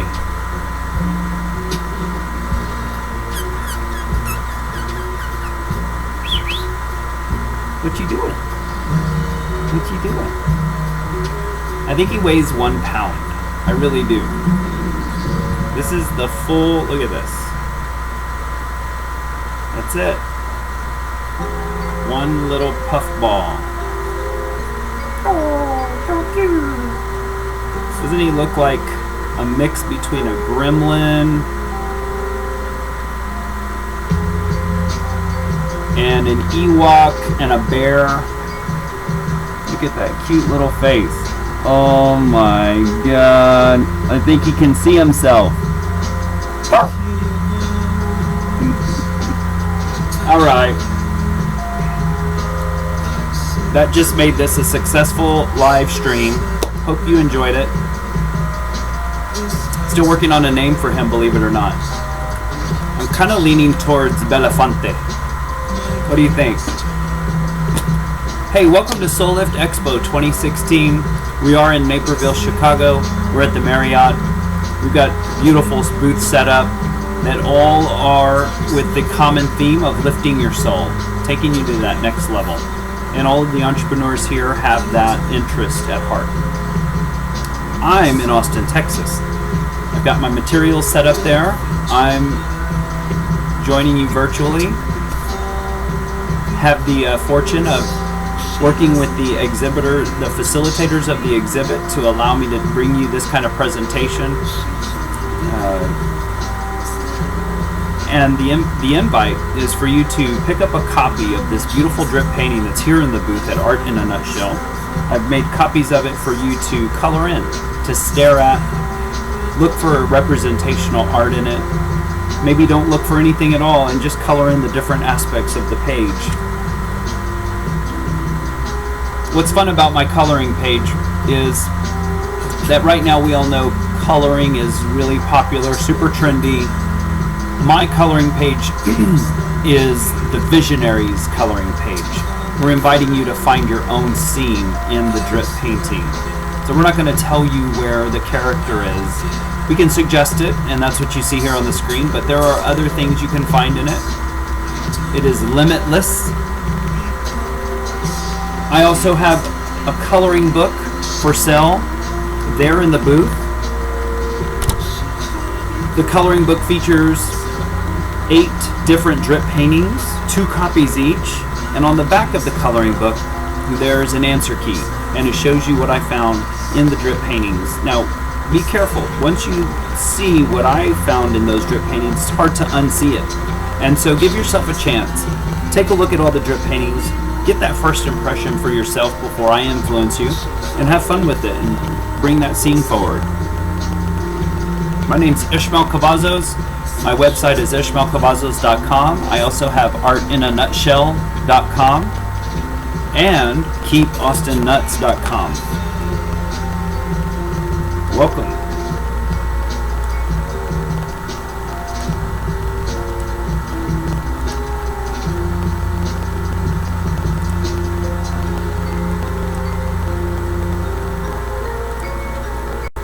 I have a question coming in on chat. Nice. How long did it take to paint? Let's see. Which painting do you speak of?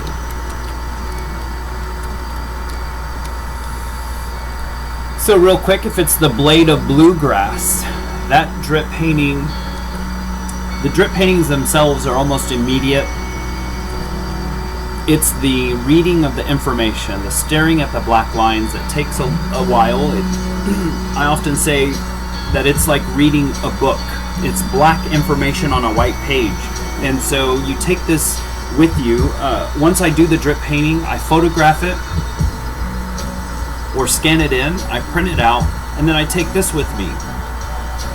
For me, this kind of information is the same as this kind of information. And so, just like text, I take this with me and I read it. I read this, I turn it on its side because there's more information with each orientation.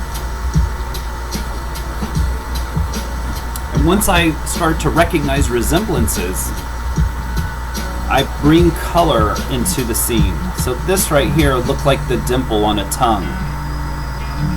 So for the image here on the screen, you can see her sticking out her tongue as she embraces her dog with her left hand. Her right hand is down on her hip. She's on her knees, and the dog is on his hind legs with one paw on the ball that they're playing with at the park.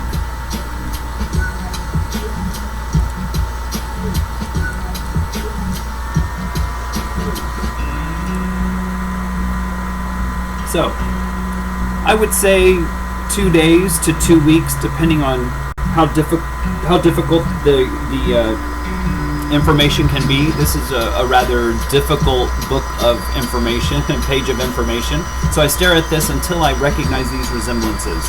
Like I said, between 2 hours and 2 weeks, depending on what it is I'm looking for or what I start to see. Then the coloring in of the watercolor paper is where it starts to get intense and really take a long time. We're talking about to create the field of sunrise. So we have the sun here on the horizon line, and then we've got the sunrise above it. And that color is achieved by going in to the different parts of the watercolor paper in between the drips and coloring in that watercolor paper. So it looks like I laid down the color before the drips were there. I'm going to bring this drip painting a little closer so you can see what I'm talking about.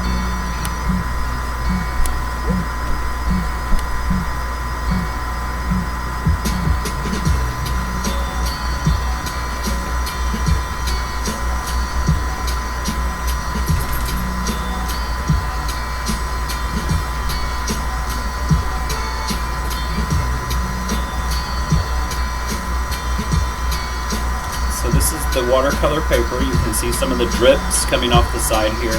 They're all dry now. But as you can see, I'm having to come in between each part of the raised lines, and each section demands the same amount of pressure and color treatment. So for instance, this sky is made of 3 different layers of color, incorporating yellow, orange, and red.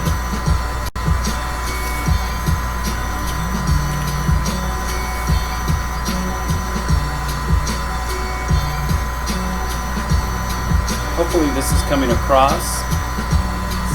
Some of these textures, the raised aspects of the drip painting, and the fact that I go in between each section and color it in so that it looks like one continuous field of color when you step away from it.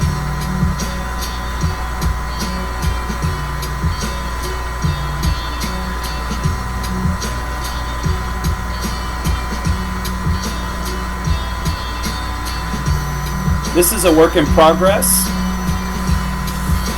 very close to completion. I've entitled it "A Blade of Bluegrass Beckons a New Day."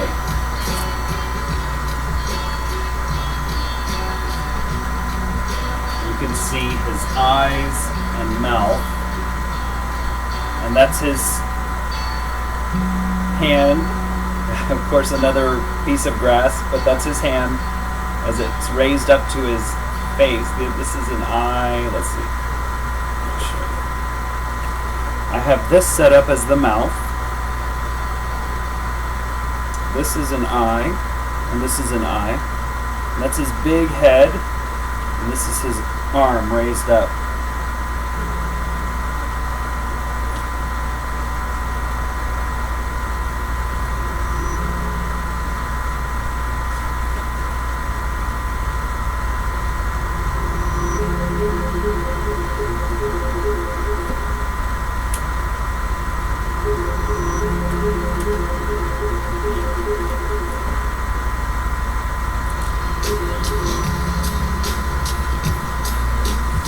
Welcome everyone to Soul Lift Expo 2016. We're broadcasting out of East Austin, Texas. We are live in Naperville, Chicago at Soul Lift Expo, Marriott. We're also live across the interwebs. So we've got more than just the audience at the expo. We welcome you. The real point is to have a lively aspect to my booth, art in a nutshell, at the expo. So as you pass by, please pick up one of these copies of the drip painting that you see framed there. The invitation is to color it in. Look at the screen here for an inspiration as to what I found. Turn it on its side, find something different, perhaps upside down. The idea is recognizing resemblances and patterns, and then running away with it. So think of the old man of the mountain in New Hampshire that has since fell off the mountain, but it is there in Franconia Park that many still go to see where the face once was. Think of the grilled cheese sandwich that sold for $28,000 because it had the face of what that extraction is called the Virgin Mary. There are many examples of people using it for more functions, such as tea leaf reading. This technique of divining your future is based on the reader's ability to recognize resemblances in the tea grounds that are at the bottom of your teacup after you're done drinking the coffee or the tea. They do it with coffee grounds as well. But it's traditional to use tea leaves. And you turn your cup upside down, and the patterns that are revealed at the bottom give this intuitive person an idea into your future. And so an example might be if they see a bird in flight at the bottom of your teacup, then travel is in your near future. That whole divination technique is called tasseography, and it's also insight into one of the funnier aspects of recognizing resemblances and patterns, and that is that there are at least 5 words that talk about this phenomenon, one of which is called pareidolia. And pareidolia is a strange word that in my research seems to have only ever first been used in 1994. Certainly since then it became very popular, and any searches for this phenomenon, you'll lose out on about 50% of the information if you don't use the word pareidolia, because the internet loves that word. But open up a print dictionary. It won't be in it, I promise. The fact is, we've been recognizing resemblances since the beginning of time. So it's kind of funny to me that we only have a word for it in the 90s, in the 1990s. So there's another word for it. In history, often it's referred to as simulacra. But that means more of the phenomenon of when a replica starts to take on a life of its own and become as important or more important. So one of the classic examples is of Betty Boop, who was a replica of a famous flapper of the time. I'm forgetting the name of the flapper. But Betty Boop in her own right became the character, the important person to talk about. So that is more an example of simulacra than the old man in the peanut is. So there's also doppelganger, when you have a twin. There is an aspect to recognizing a resemblance in audio art, which people have called egg corns. Another word is mondegreen, misheard lyrics, bad lip reading, Weird Al Yankovic. All of those people are playing with this idea of recognizing resemblances in the audio aspect of the game. I call it extractionism. I feel like we're recognizing a resemblance and we're extracting it from its environment. We're pointing it out, thereby extracting it. The most simplest way to point a resemblance out is by putting little eyes on it. You can turn any shape into a face by adding eyes to it. Let me show you what I mean by that.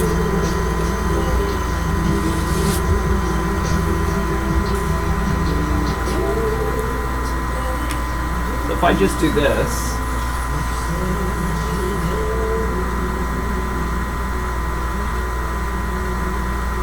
and I add a dot,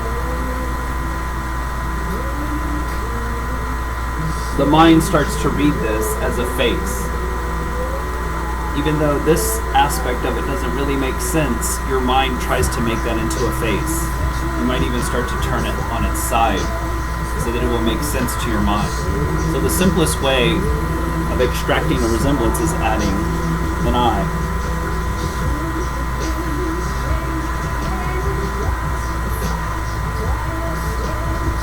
Works every time.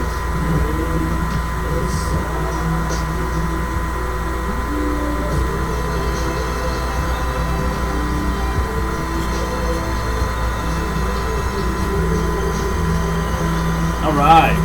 Extractionism. Images and patterns. It all started for me with scribbles. I graduated to drip paintings, and now I carve peanuts. Let me show you an example of my peanut carvings.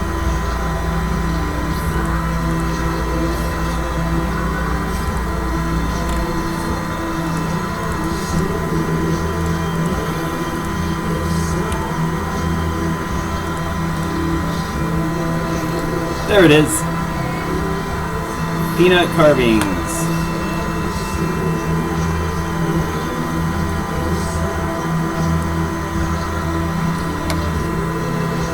I'm going to take a quick break.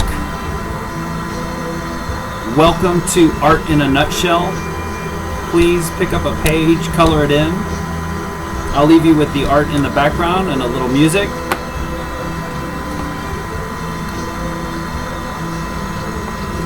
Thanks for joining us. Broadcasting live out of East Austin, Texas.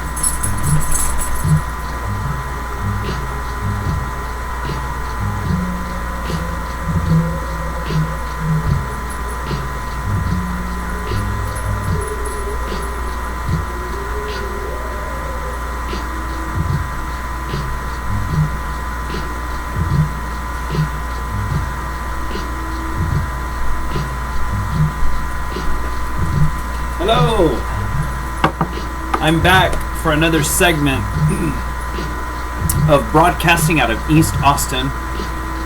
The booth is Art in a Nutshell. We're at Soul Lift Expo in Naperville, Chicago, at the beautiful Marriott. And we're part of an organization, we're part of an expo that is about lifting the soul. And my booth is offering you the opportunity to use color, to use your creative mind, to realign yourself and lift your soul. I'll start the segment with this little guy.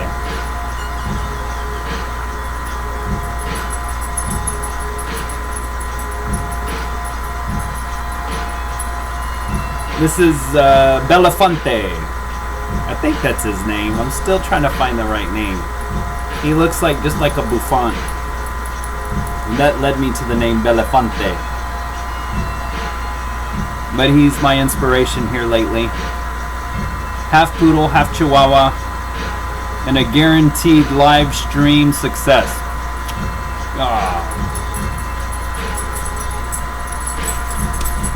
Please pick up one of the copies of the drip painting that is featured in the booth. This is a look at it. On the screen here is an example of what I found when staring at these random lines. I imagined a girl with her ponytail and bangs sticking her tongue out. She's wearing a red shirt and blue pants. She's on her knees. She's embracing her dog with her left arm. Her right is on her hip. The dog is on his hind legs, and he's got a ball underneath his left paw, and his right paw goes behind the girl's legs. I'm using this as a dimple in the girl's tongue.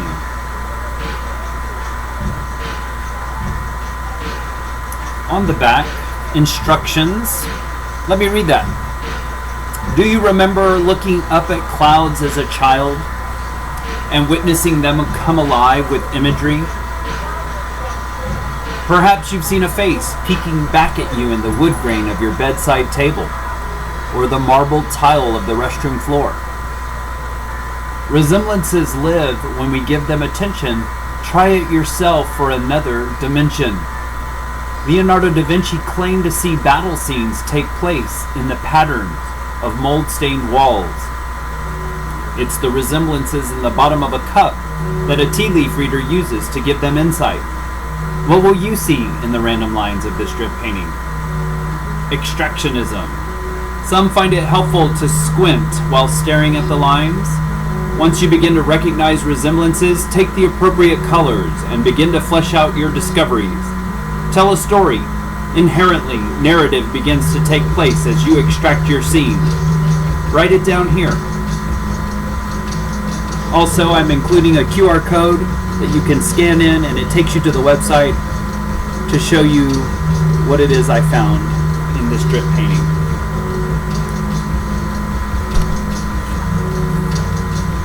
We have coloring books that are for sale.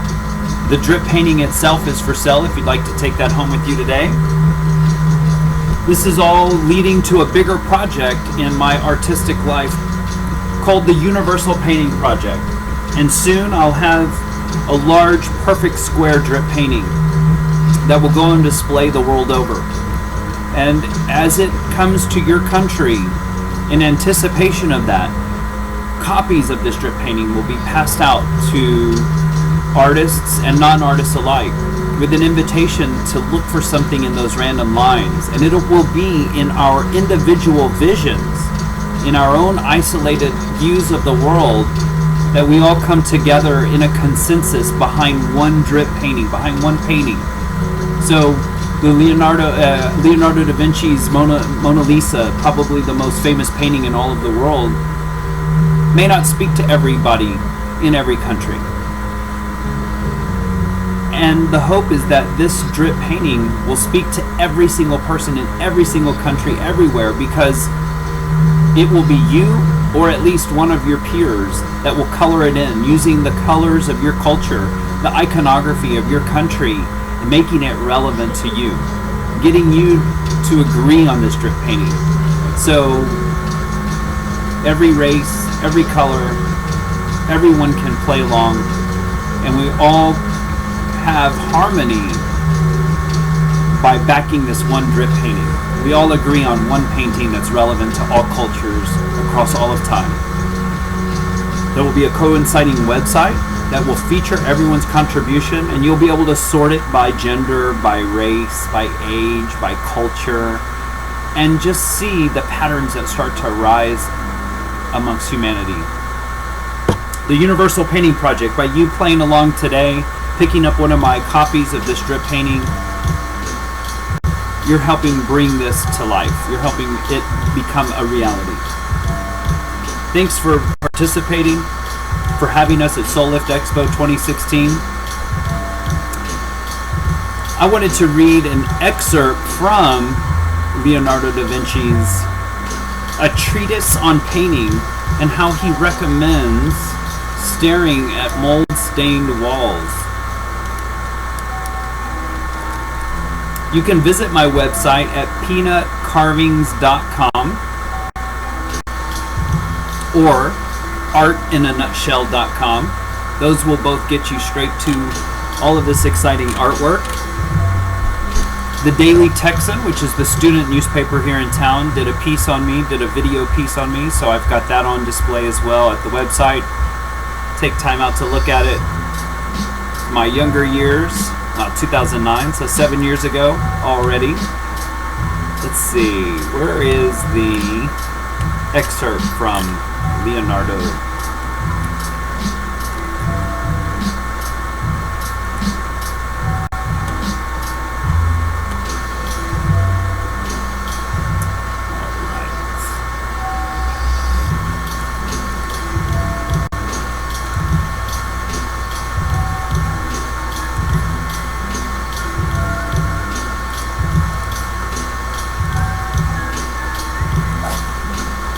I am Ismael Cavazos, and I am broadcasting out of East Austin, Texas. You are at the booth at Soul Lift Expo. I call it Art in a Nutshell. We've got coloring pages as an invite for you to sit down, color it in, lift your soul. I am looking up Leonardo da Vinci quote in A Treatise on Painting.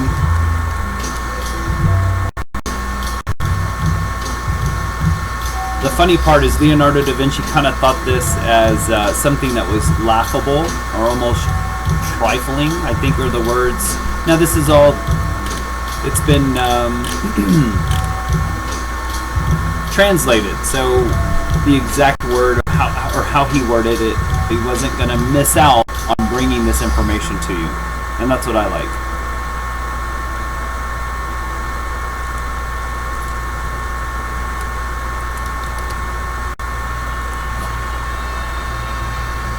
So we've got a bit of an overcast day here in Austin, Texas, which I think in a way matches what's going on in Naperville. I've heard that it's raining over there, so we're on the same page.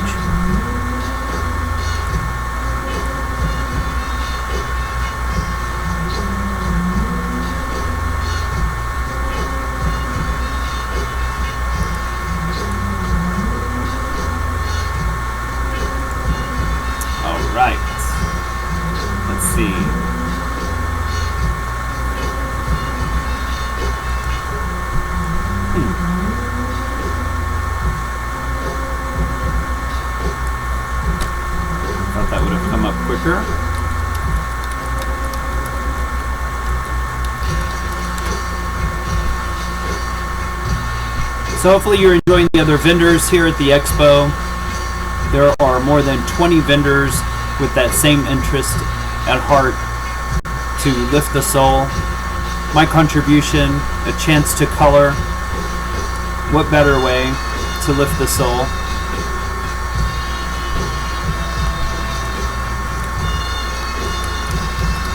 My website is keepaustinnuts.com or artinanutshell.com.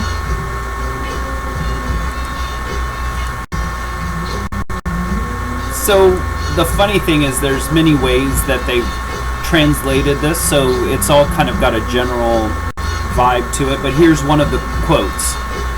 Leonardo da Vinci, look at walls splashed with a number of stains, or stones of various mixed colors. I'm thinking granite or marble. If you have to invent some scene, you can see there resemblances to a number of landscapes, adorned with mountains, rivers, rocks, trees, great plains, valleys, and hills in various ways. Also, you can see various battles and lively postures of strange figures, expressions on faces, costumes, and an infinite number of things, which you can reduce to good integrated form. This happens on such walls and vari-colored stones, which act like the sound of bells, in whose pealing you can find every name and word that you can imagine. So he even talks about the Mondegreen, the Eggcorn, the misheard lyrics, the bad lip reading, the Weird Al Yankovic. He's tapping even into, he's not just telling you that this is a visual construct, it can be an audio construct as well. He goes on to say, do not despise my opinion when I remind you that it should not be hard for you to stop sometimes and look into the stains of walls or the ashes of a fire or clouds or mud or like places in which, if you consider them well, you may find really marvelous ideas. The mind of the painter is stimulated to new discoveries. The composition of battles of animals and men, various compositions of landscapes and monstrous things, such as devils and similar things, which may bring you honor, because by indistinct things the mind is stimulated to new inventions. He couldn't be more right. For me, that new invention ended up being peanut carving. I thought I saw the head of an old man with a beard in a peanut. So I carved a body to convince you of that scene, and in that action, I created a new art form, peanut carving. So I never set out to be a peanut carver. It was more about a theme, this idea of recognizing resemblances and patterns and then coaxing them forward. And the exciting part is my medium changes on day-to-day basis. It can be a peanut, it can be a drip painting, a scribble. It got exciting 2 months ago when it became a Cheeto. If you didn't know it, Cheetos was running a contest where they invited you to recognize a resemblance in one of their Cheetos and then submit it to the CheetosMuseum.com. So, of course, I submitted at least 24 entries. Haven't heard back yet, but the point was to have fun with it. To call Cheetos sculptures was a lot of fun, and at the end of the day there's this theme of playing with food, whether it's a peanut or a Cheeto. So there's that as well. Actually, I have one of those Cheetos. Let me see, I'll pull it up here and show you what it is that I found in a Cheeto. I haven't had my chat window up because I pulled up this Leonardo da Vinci quote. Let me check back in, make sure no one's reaching out to me.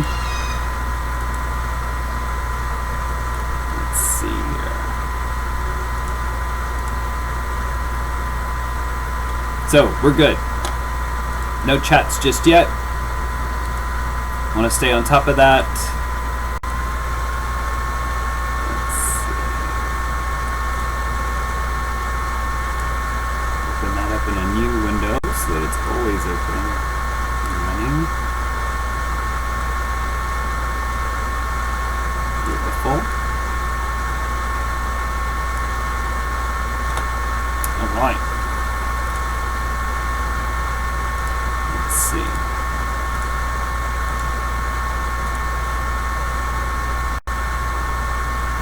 I'm pulling up an image of a Cheeto that I submitted to CheetosMuseum.com.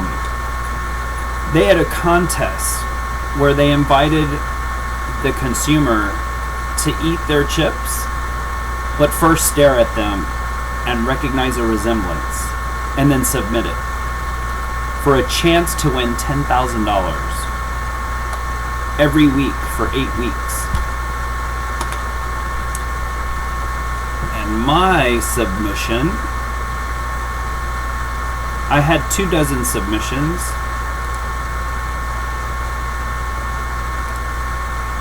And I will show you a couple of my submissions.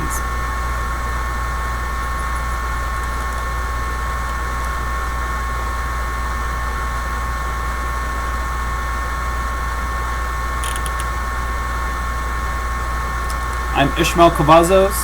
I'm broadcasting out of East Austin. I'm doing a virtual booth in Naperville, Chicago, as part of Soul Lift Expo 2016. My booth is set up as a chance for you to lift your soul via coloring. I've got random lines of a drip painting printed on paper, markers, color pencils, clipboards. Have a seat, color it in.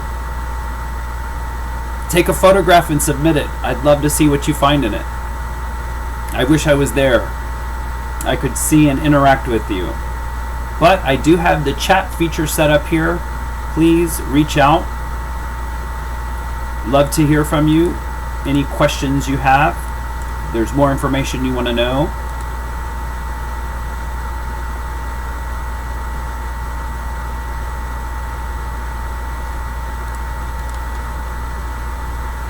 And I am currently about to post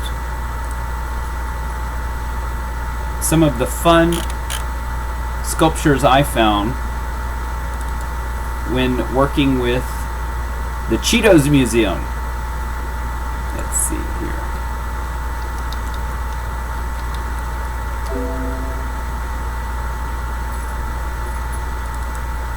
All right. Let's show you. Ooh, I'll show you one that I don't know why, but they wouldn't accept this one as a submission. I really liked it. There it is. I'm going to get rid of the peanut carvings in the background. Alright. So this was one Cheeto, but it seemed to have two aspects to it. One half of the Cheeto looked like a dragon's head, and then the other half looked like the flame coming out of his mouth. And so I did a drawing around, and this wasn't one of the requirements at Cheetos Museum, but I thought it would enhance it. And it's, again, going in, it follows the technique that I do, where if I see an old man's head with a beard, then I carve a body. If I see something in a drip painting, then I add color. So if I saw something in a Cheeto, I put it on the page and then drew around it to kind of show you what it is I found. So this is a fire-breathing dragon using flaming hot Cheetos. And it wasn't accepted into the Cheetos Museum. That's okay, because others were accepted. I just really like this one though.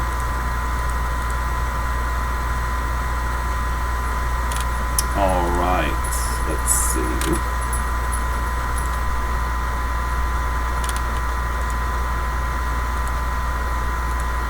Where did I go?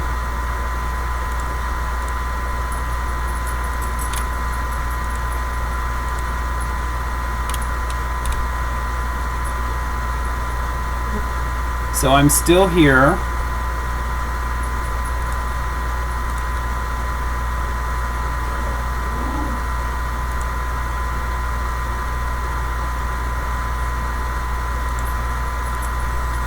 There I am. Welcome to Soul Lift Expo 2016 here in Naperville, Chicago. I'm broadcasting out of Austin, Texas, and I'm bringing you Art in a Nutshell, a booth that has the opportunity to lift your soul via coloring. I've done the drip painting that's on display there. It's framed, ready for your purchase.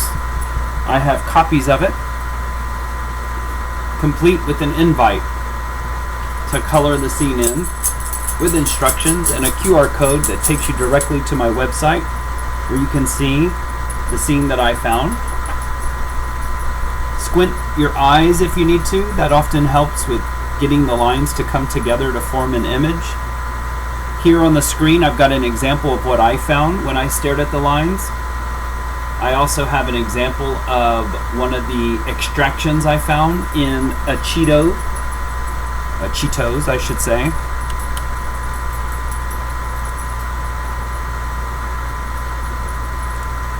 And I will pull up another, let's give you another example of what I found in a Cheetos. The singular of Cheetos is Cheetos. It sounds weird though. Let's see. Oh, I like this one. This is John L. Sullivan's boxing arm. So for this one, instead of doing the drawing, I simply added that classic John L. Sullivan, the last bare knuckle fisted fighter. I think he went over 100 rounds in the fight. It's a really fun story. But I thought that that Cheetos looked like a strong man's arm. So there you go. What do you think? Anyone?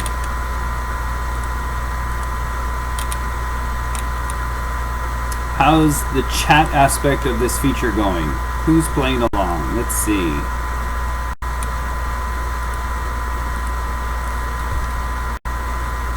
Hello. Naperville. All right. Let's get that second. Let's get a third third example of what I found in a Cheetos bag of Cheetos. So their challenge was to look at their food and look for a resemblance in it, and then submit it to CheetosMuseum.com. And considering the art that I made, I felt like it was a personal challenge. I had to find something.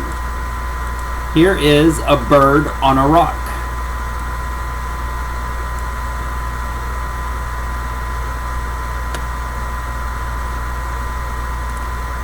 Let's pull up another one.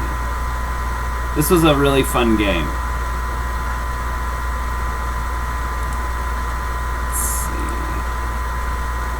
Oh, the Man in the Moon. Another flamin' hot. But on this one you can clearly see perhaps an eye, the nose, the mouth, the half moon shape. So I put some stars around it, another planet, and there you go. Man in the Moon. Which, by the way, is another resemblance. The patterns of the moon, the reason why we call it the Man in the Moon, and by the way, on the other side of the hemisphere, they call it the Rabbit in the Moon. So that whole idea of the Man in the Moon is early people recognizing a resemblance and then making stories based on it. Remember, the second thing that happens after you recognize a resemblance is narrative starts to build up. So, the Man in the Moon. Let's look at another Cheetos. How about counting sheep? This was a popular one.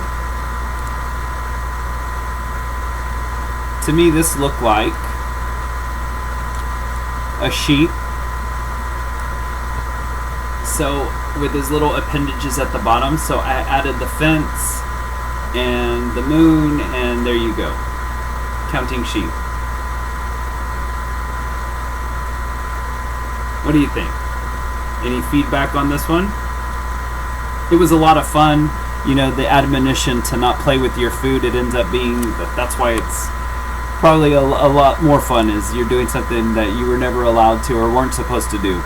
But CheetosMuseum.com, lots of submissions, and really a kind of fun aspect of extractionism. We have a company who based an entire challenge and gave over, I think, $250,000 in cash and prizes based on this very specific way of looking at the world, recognizing resemblances and then pointing it out to other people.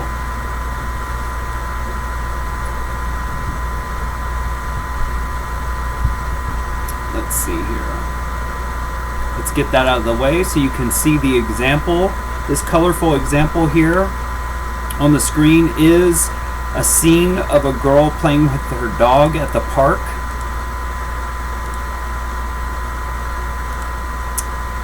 They have a ball at the very bottom. She's on her knees. And this was all found in the black and white drip painting that you see there in Naperville at Soul Lift Expo 2016. The invite is for you to take a set of the colors I have stationed there, stare at this long enough, and when you see something in the lines, give it a go. Add the color and lift your soul. Directions on the back. QR code takes you to the scene that I found. Perhaps turn it upside down, find something different than what I found. Let me show you a second image I found using the same set of abstract lines. I hope y'all are having a wonderful day today. I know it's raining in Naperville. It's a little overcast here in Austin. I guess that puts us on the same page, so everybody's in unison here. This is a virtual booth. I've never run a virtual booth before. I really wanted to be in Chicago to be a part of Soul Lift Expo, and working with the coordinators and creators of this expo, we realized we could do a virtual booth. So, of course, there's still some attention that needed to be had for the booth. So thank you to Monica and Eric for setting up that booth, making it happen, making sure the live stream came in, giving you the opportunity to sit down and chat with me if you'd like. And really, at the end of the day, give me a chance to show my art to a whole new audience. Not just Austin, not just Houston.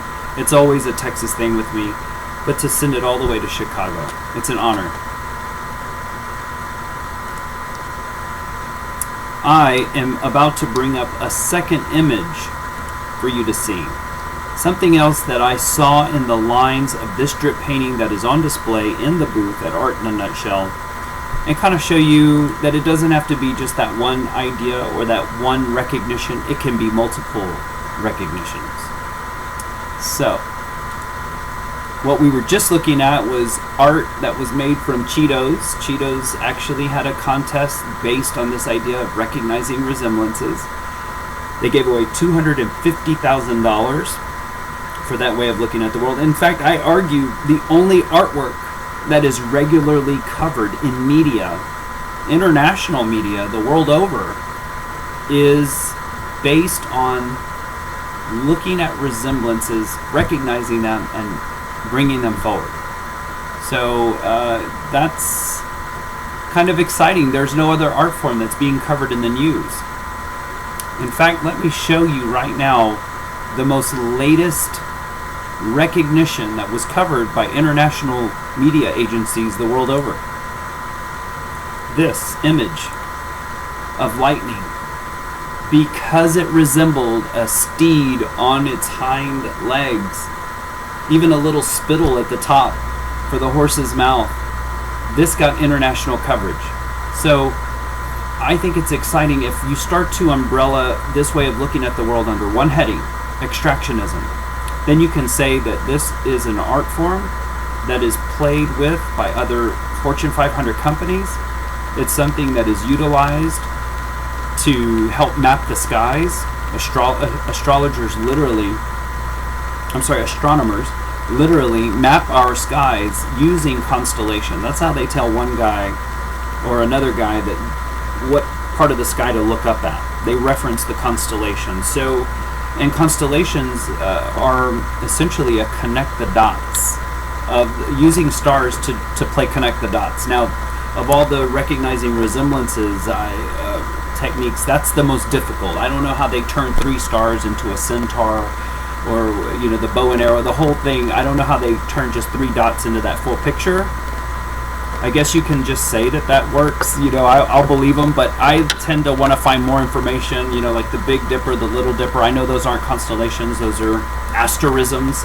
But the point is, people love to connect the dots, and we have a real-world use for that. So news media agencies, they're covering this idea of resemblances and patterns, and this photographer gets a lot of attention, I think, this past week, because of the resemblance that the lightning strikes had to a horse.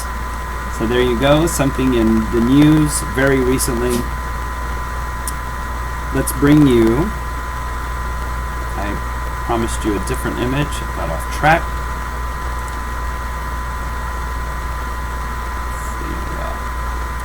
I wanted to show you another example of what I found in the drip painting that's on display there at Soul Lift Expo 2016 in Naperville.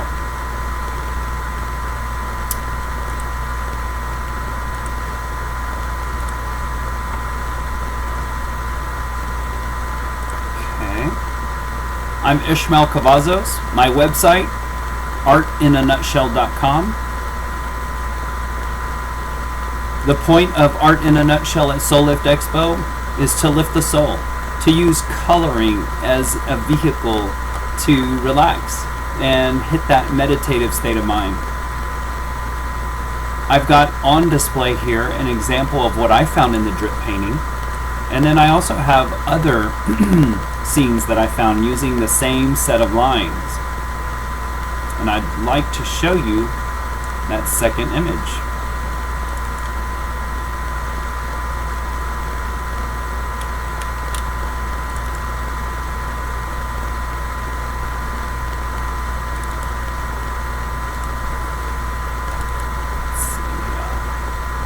Let me show you this. This is the front cover of the coloring book that's on display.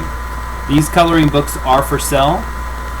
Inside this this is an image of the old man and the peanut. If you look closely at that peanut, you'll see that it looks like an old man's head with a beard. And let me show you a couple of my peanut carvings. Here's an example of some peanut carvings. See if I can make that a lot bigger. Yeah. So there you go. And then the depiction here of him, the hood is over his eyes. And the idea is that this book is full of black and white drip paintings. And the idea is you're a visionary.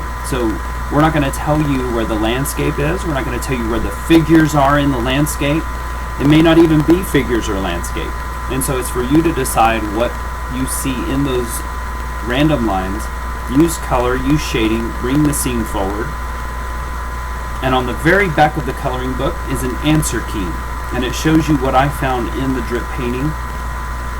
Be careful though, once you see it, it's hard to unsee it. So give yourself a chance, try to look first throughout the book, and then go through and see what it is I found. This is exciting. We're broadcasting out of East Austin, just inside 183. The booth is Art in a Nutshell. The expo is Soul Lift Expo. Over 20 different vendors. Very excited to be a part of this community.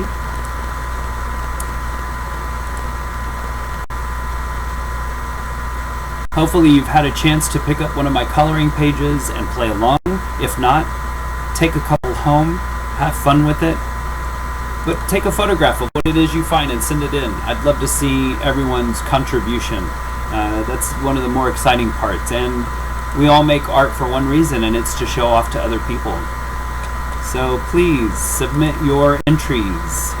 I'd love it, and I'll display them on my website for everybody that plays along at Soul Lift Expo. We have lots of exhibitors and speakers. It looks like Advanced Healthcare Associates is there, Align Health and Wellness.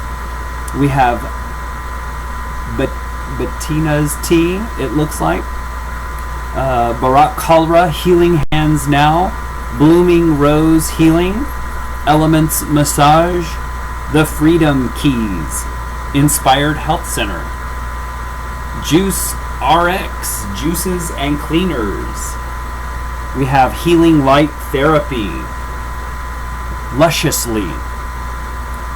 Made as Intended. Power Yoga. Natural Awakenings. Open Space Organizing. Soul Fire Coaching and Healing. Soul Flow. Special K Organizing. And Stolen Moments Center. A Parisian Waxing? Yes, and Parisian Waxing. So, hopefully you've stopped by their booths. Once you have, come over, relax, sit down, grab a clipboard, set it up with one of the copies of the drip painting, take some colors, stare at it for a while, and start to color it in. Coax out that scene that you think you see in the lines. I want to thank everyone for coming out. This is an inaugural event. I suspect it will happen more years to come. Lift the soul.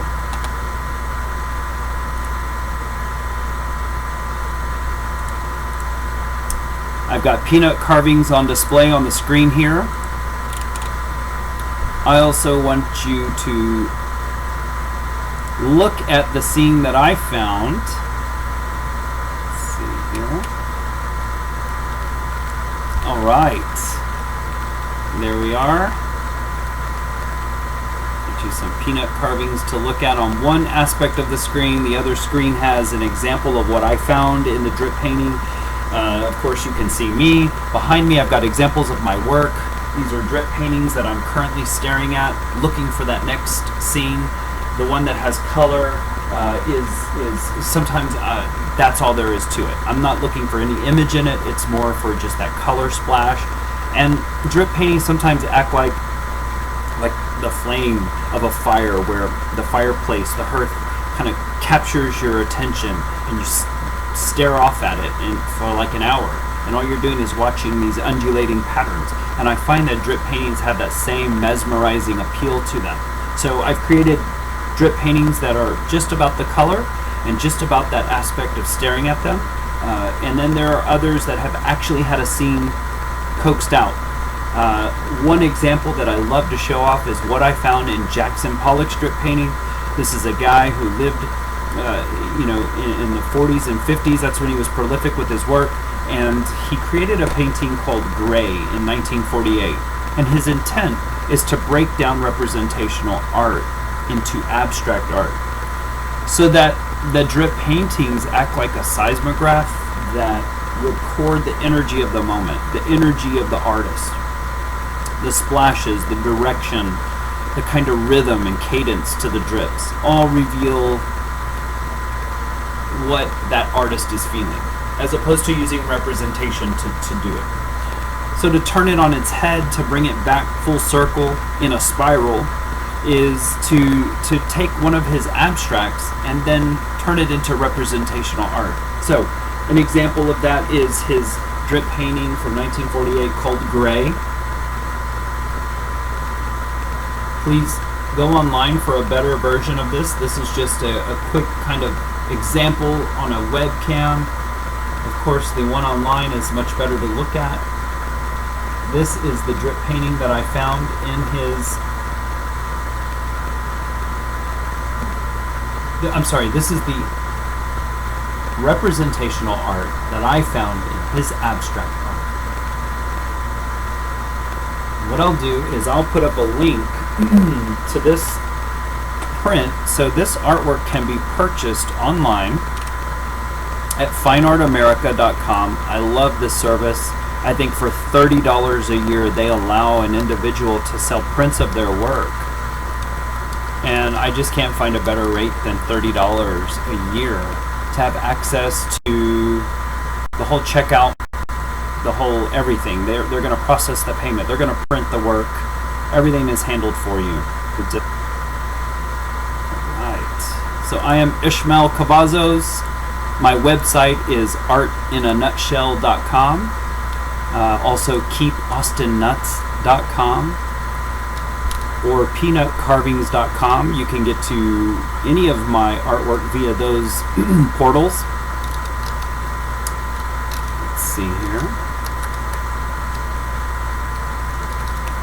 I am going to post a link to my Fine Art America website, so you can get there via my own personal website. We recognize resemblances, and then we pointed out to someone, hey, did you see that bark on the tree? It kind of looks like a face. Or did you see the mountain? It looks like there's a man's face on it. And in fact, there were Native Americans centuries ago who first saw the Old Man of the Mountain before any other immigrants arrived to the Americas. So that was a way of telling direction. In fact, the Old Man of the Mountain was, you see that guy, that face on the mountain, you want to stop there, then turn the corner. So it's always a point of reference. Resemblances are a point of reference. Let me pull this up.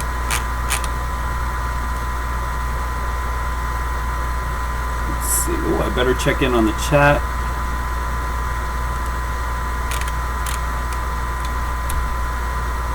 All right, it seems like things are a success in Naperville. They're getting super busy over there. That's exciting. Let's see.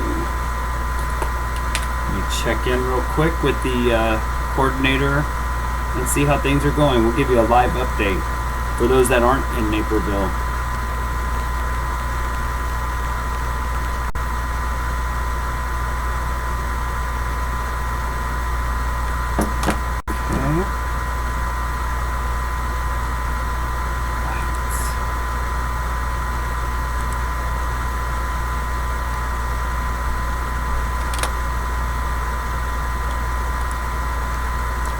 So we are broadcasting out of Austin, Texas.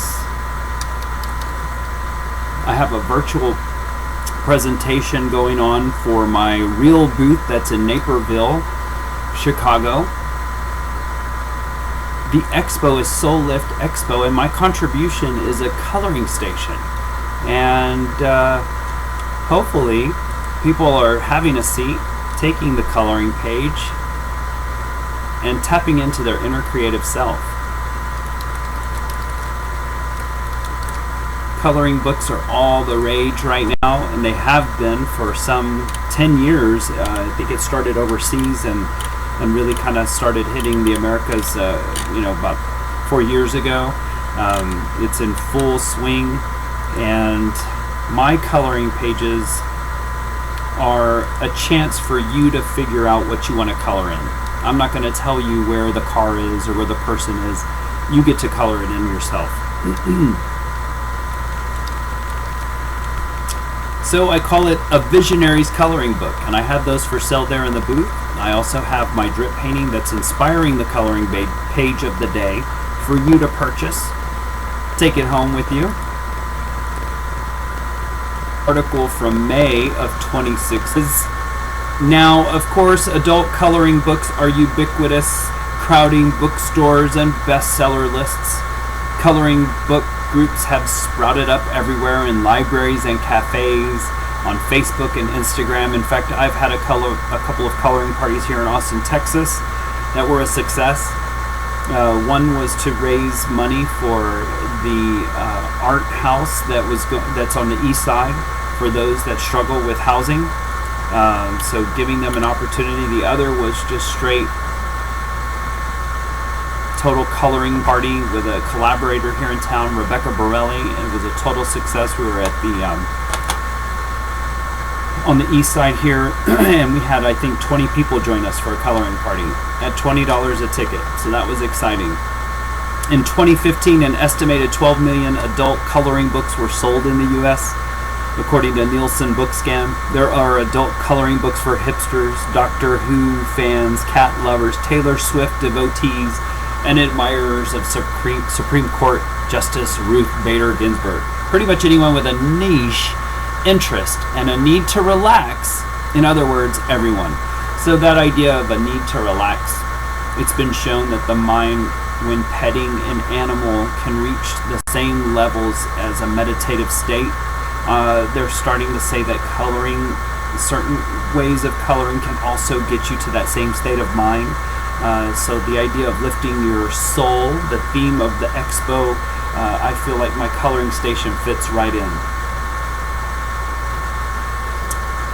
And there is no, coloring outside of the lines for me. With me, you're dictating what an object is in the drip painting. So that's why it's called a visionary's coloring book. On screen here next to me is an example of what I found in the drip painting.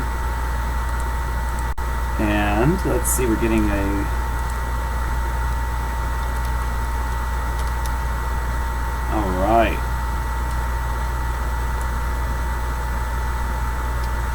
So, any requests or information, please contact me. My website is artinanutshell.com. I'm here in East Austin bringing you this amazing coloring station virtually. I've got all of the setup there in Naperville, and I'm coming to you live from Austin, Texas.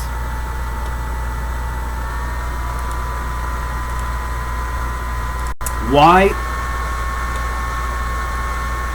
According to the American Art Therapy Association, art therapy is a mental health profession in which the process of making and creating artwork is used to explore feelings, reconcile emotional conflicts, foster self-awareness, manage behavior and addictions, develop social skills, improve reality orientation, reduce anxiety, and increase self-esteem. So basically, it's similar to good old therapy.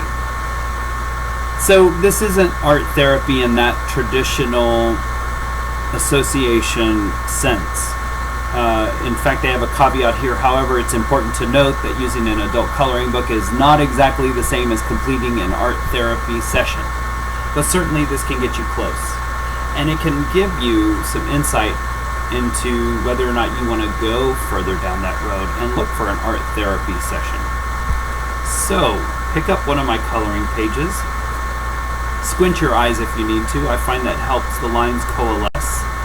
Start to look for resemblances, recognize them, and use the colors that I have set up there in the station to give it a go and ferret out a scene like I have here posted on the screen. The peanut carvings that are on the screen are another illustration of images and patterns of recognizing a resemblance. In this case, the embryo of the peanut resembles very much a hooded head of an old man with a beard. The real estate's begging for a body. So by taking an X-Acto knife and carving a body, the same way I added color to a drip painting to convince you of a scene, I added a body to this peanut, and you can now see the old man and the peanut. We're going to take a quick break, and hopefully you're enjoying the show. Don't forget to visit all the other vendors, then come back and have some coloring time with us.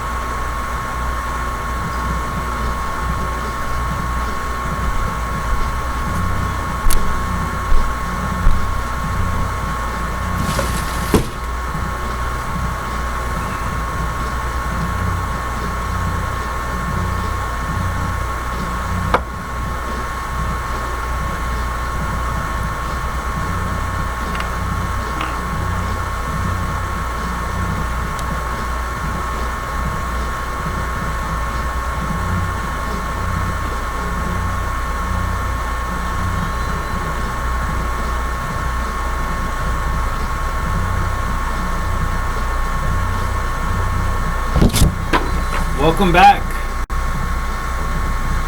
This booth is Art in a Nutshell, and we are broadcasting out of East Austin, Texas.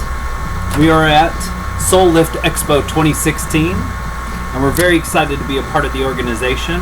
The idea of the booth is to pick up one of the coloring pages, stare at it long enough, and you'll start to see a scene emerge. On screen is an example of what I found in the drip painting. Anything goes. Turn it upside down, turn it around. On the back of the page, instructions on how to color it in, or basically my spiel all said over again. I've got a QR code that allows you to go straight to the website and shows you what I found in the drip painting.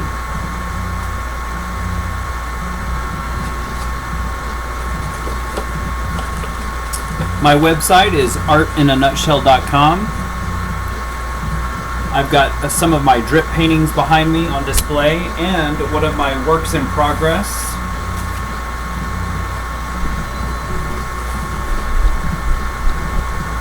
Move over to this side to show you this work in progress. This piece is a blade of bluegrass beckons in a new day. And we are at the horizon line with pieces of grass at the bottom. There's 3 pieces behind the major blade of grass, and he's got his arm up and he's beckoning in that new day.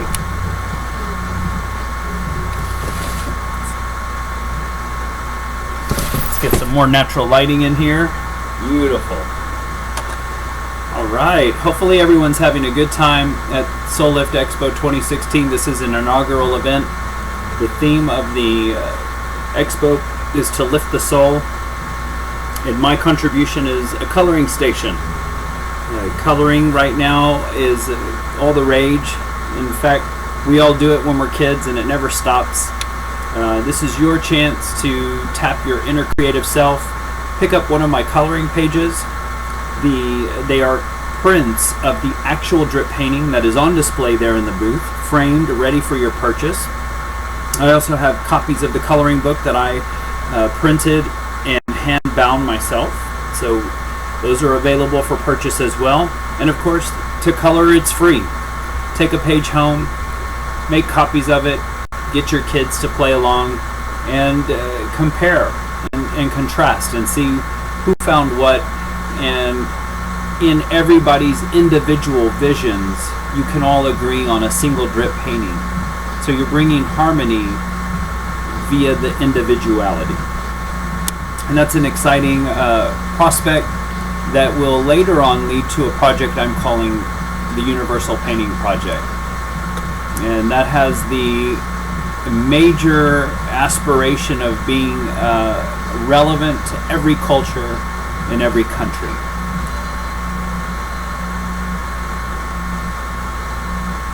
I promised you my website where you can purchase my artwork. Let me find that here.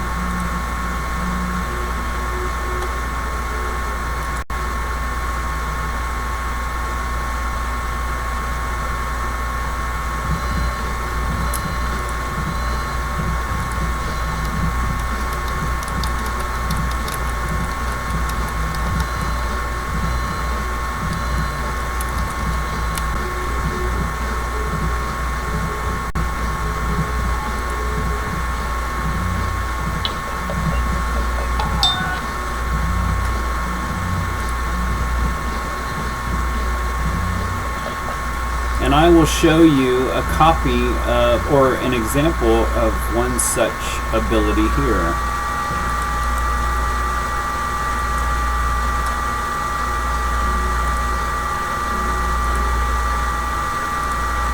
Okay, here is my website.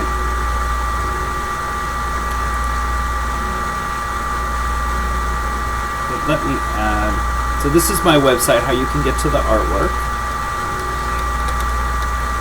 and get a copy of the Jackson Pollock print. The title is Sir, We Took Care of the Glass of Champagne. Let me show you. I'm getting an urgent phone call. I will return. Please have a seat. Enjoy the coloring page. Nice to have you. Welcome to Soul Lift Expo 2016. The booth is art in a nutshell. I'm Ismael Cavazos.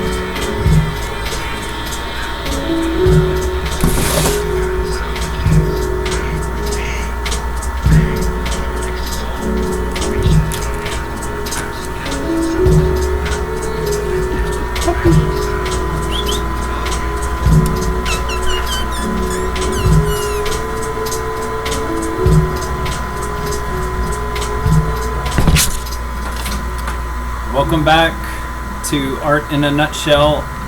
We are broadcasting out of East Austin, Texas, directly to Naperville.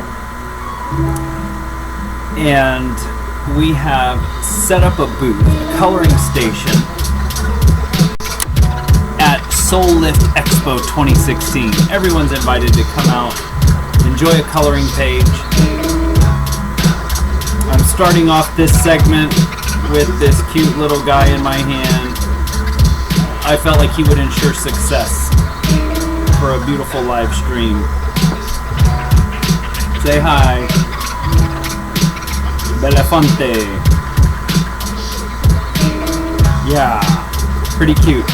Half Chihuahua, half Poodle. Let's fix the lighting in here. Too bright. How's that?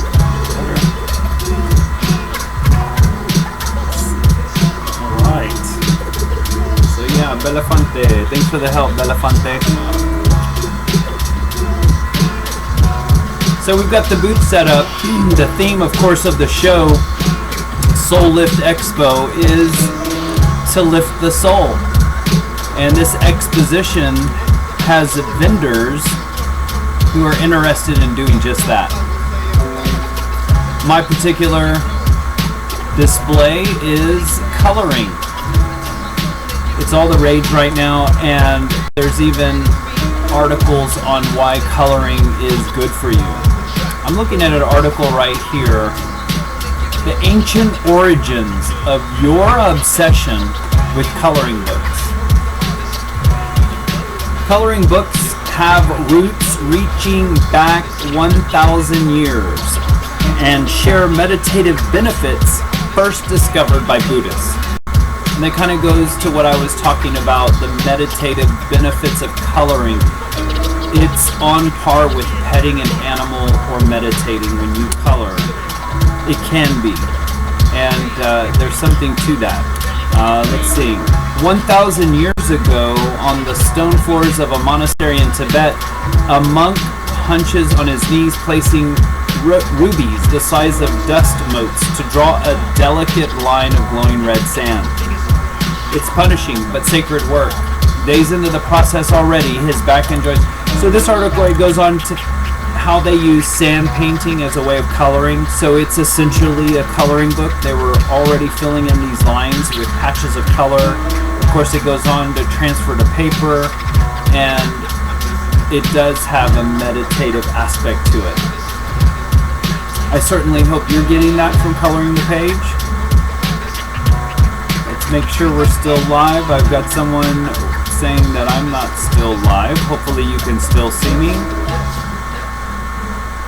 Let's check in. Who can give me a little shout out? Let me know if you can hear me. Let's see.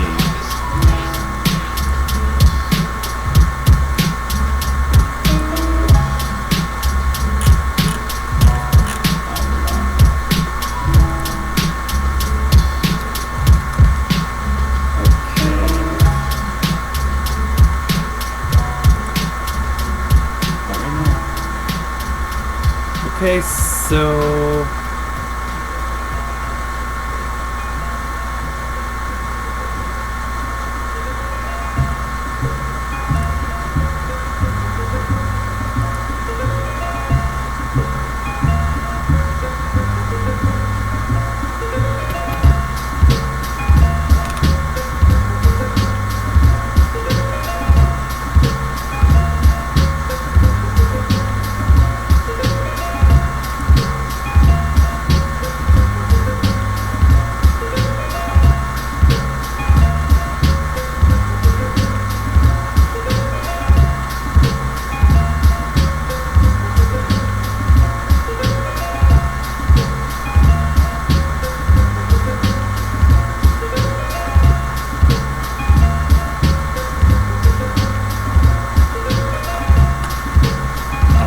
check in with an audience member and make sure I'm coming in live still.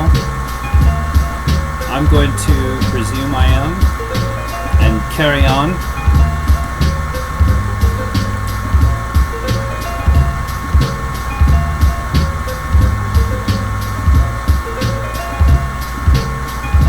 Hey, are you still seeing me? I told the audience I'm checking in with someone to make sure you can see me.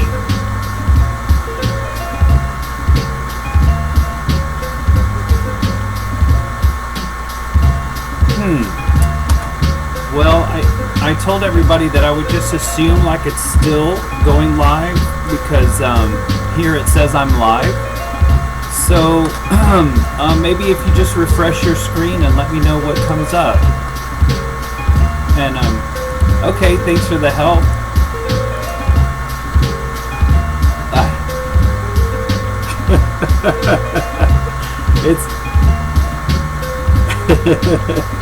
I was hoping for it. I know, right? I'm thinking of calling him Belafonte. I'm thinking of naming him Belafonte. I don't know. He kind of looks like a Buffon, but Buffon doesn't sound like a good name, so, but Belafonte does.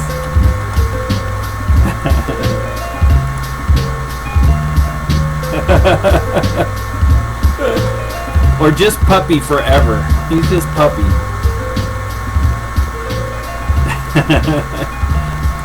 Well, refresh your window. Let me know if it works, and then text me.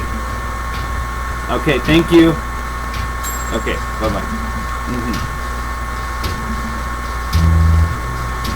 Okay, so we're getting some feedback that maybe it's not coming through. Hopefully it's just their screen and it's not, and they need to refresh and it'll come through. So I'm gonna operate as if it's still going on. All indicators here say I'm live.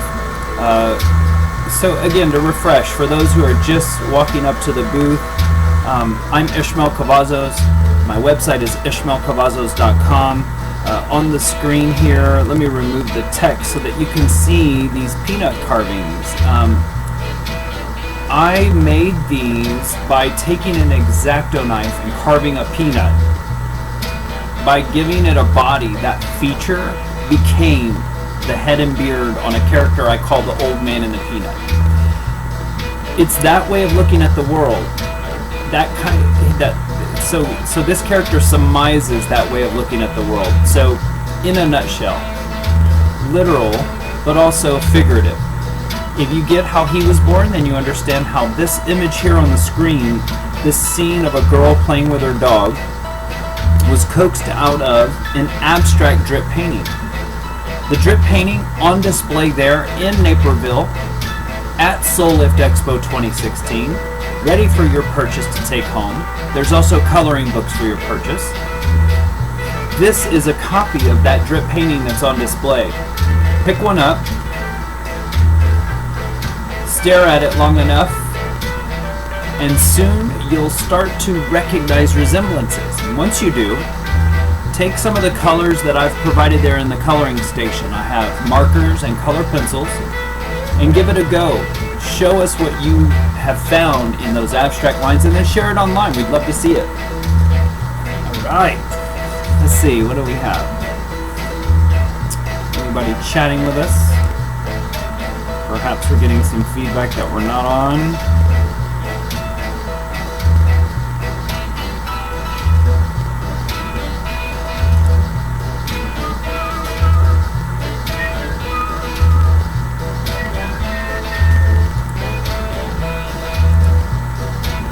Right. Welcome everyone to Soul Lift Expo in Naperville, Chicago.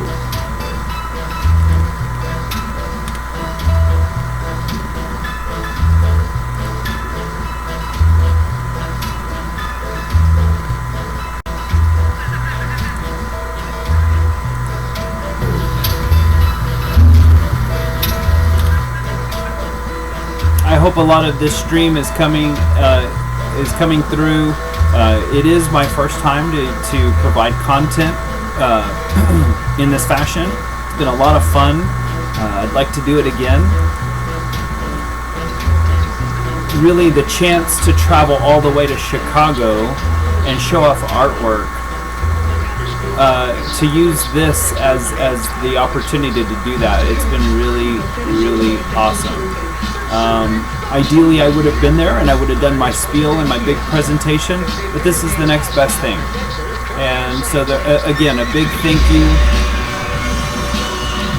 to Eric and Monica who put this whole show together in Naperville. This is amazing, and I wouldn't be able to do it without you. Thanks for setting that booth up all the way to the point of I just turned on a live stream and it's good to go. So for those who are passing by, I am an artist who lives in Austin, Texas. The theme of my art is recognizing resemblances and patterns. You can hear the puppy playing back there in the background. My apologies. Let's see.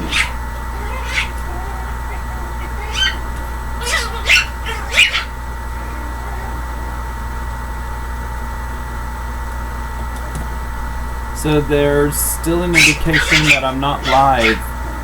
I'd love to hear from anyone out there on the chat forum. Let me know what you think. Let me know I'm coming in live. That feedback would be very helpful.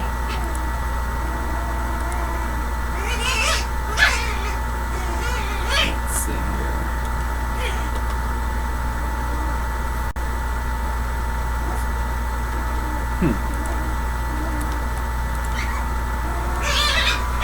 That little puppy's fighting.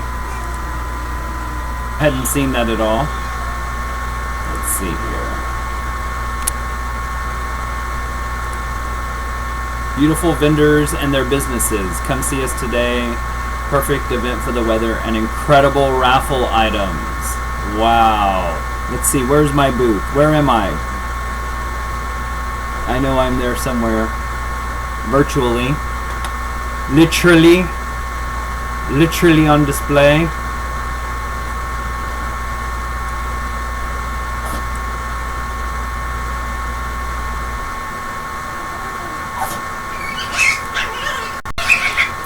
For such a little bitty puppy, you can't imagine how tough he is. He's jiggly tough. That's his brother barking. Okay, so I seem to be live still. Anybody out there? I got 2 thumbs up on the stream. It says 1 watching now, which is of course the live stream that's going into Naperville. Let's see.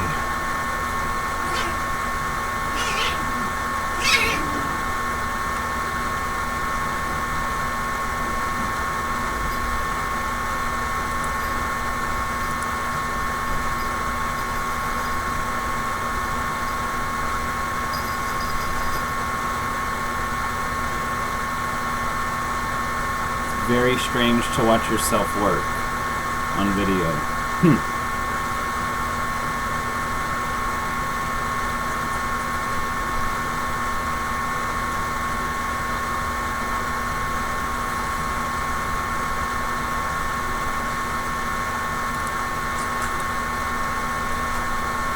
I'm gonna try to post this on Facebook. Ooh, I wish I was there with all the other vendors. It looks like a beautiful setup. Truly.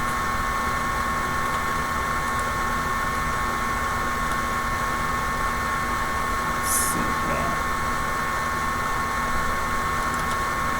I am Ismael Cavazos, broadcasting out of East Austin, Texas, all the way to Naperville, Chicago, to be a part of Soul Lift Expo.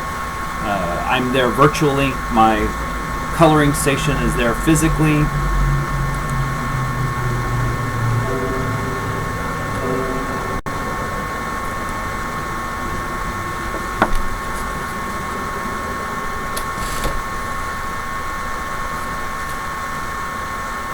Okay, get that lighting correct.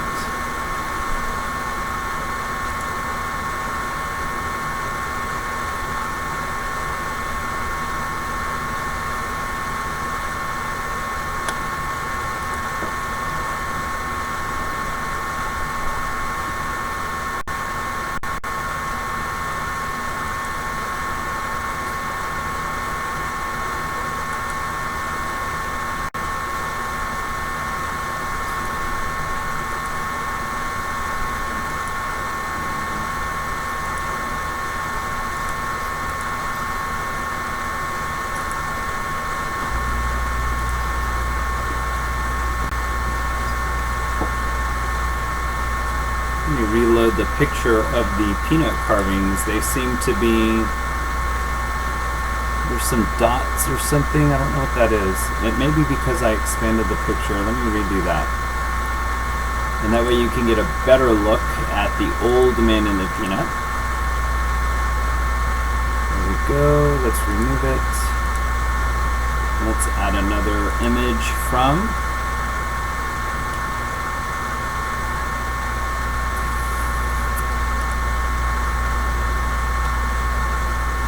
peanut carvings. My website is artinanutshell.com. My name, Ismael Cavazos. The event, Soul Lift Expo. My booth, Art in a Nutshell. You, looking to lift your soul. Welcome.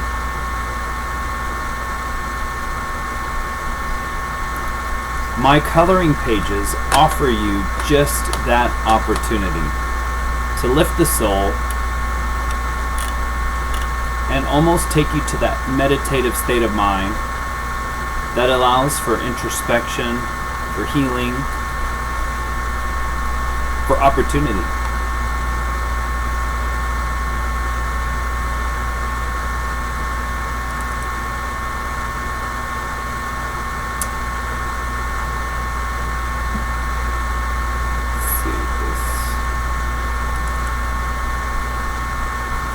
So here is an actual peanut carving as a necklace.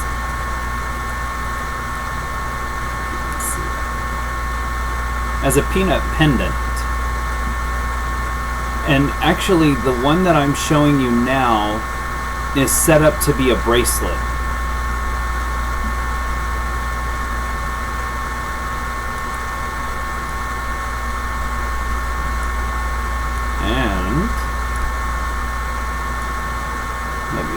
This over here.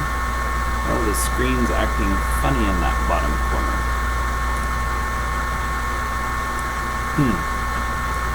That's too bad. I wonder why. It has like little dots. I don't know if that's coming across on your feed or not. I see it on mine. But they're like little dots of warbledness. And it's only in the bottom left-hand corner? Anyway.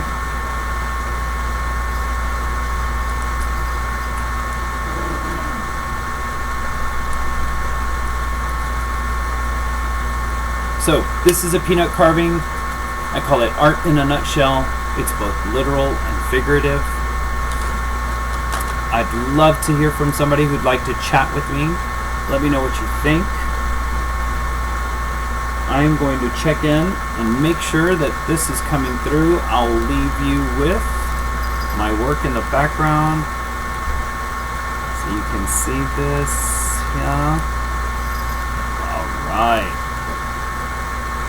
Let's see, we'll take this one off. Nope, that's what we want. We don't want that. There we go.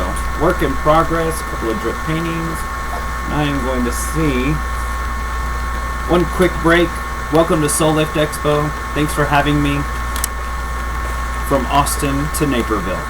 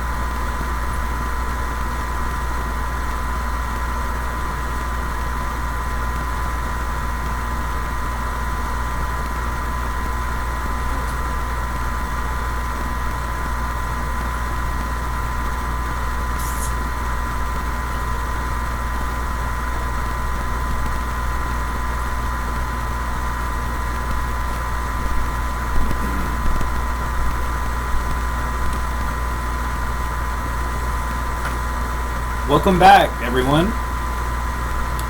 We are live.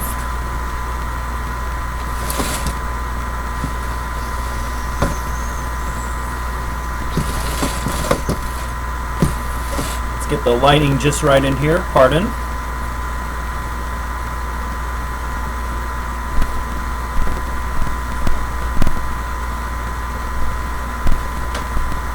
Get this lighting set up real quick.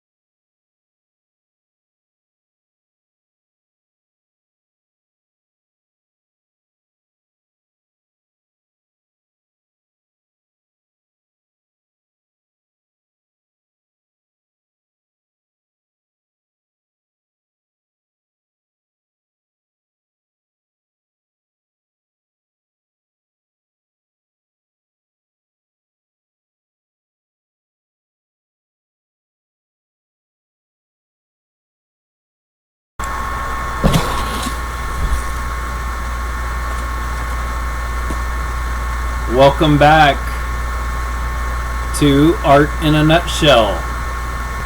Our booth is set up in Naperville, Chicago. I am broadcasting live out of East Austin. I am attending the booth virtually, while all of my materials are there physically. I've been starting each segment with this little guy in my hands in hopes of having a successful stream. How can I go wrong? Oh, look at him, he's shaking. He's shivering. Oh, he's so little. I think he's 1 pound. Oh, you're so cute. You're so cute. Look at this guy. Can you believe it? He weighs 1 pound. 1.5 pounds, maybe? Oh. So, that was just a little trick to make sure that my live stream is on point. How can you go wrong with a little puppy like that, right?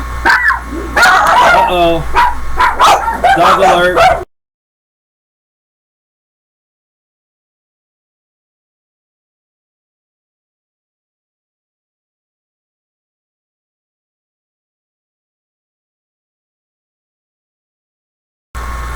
So when the little one sends out the alarm, it makes the others start to bark.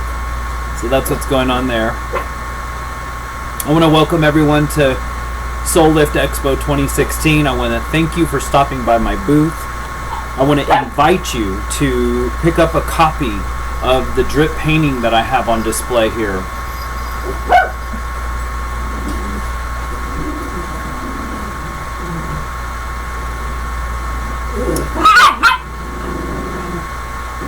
And color it in. Let me show you what I found in this drip painting.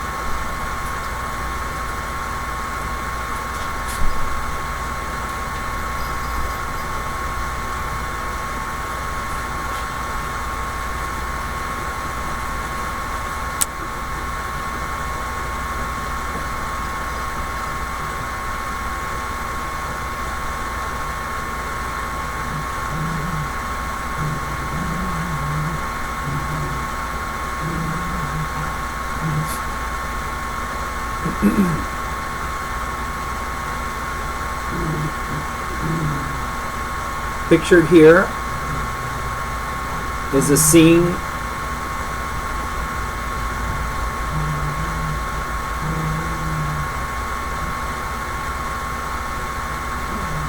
of a girl with her best friend in the park.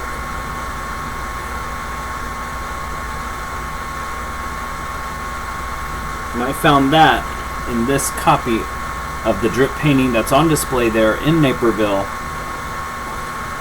Hopefully it inspires you to color in your own scene. Change the orientation if you need to. It'll reveal new information.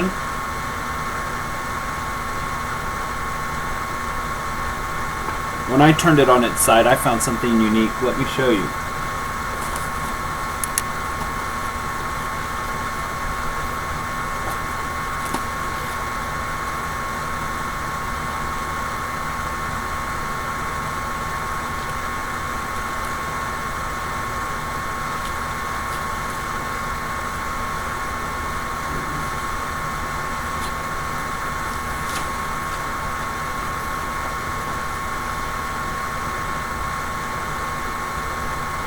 This is entitled The Passing Pope.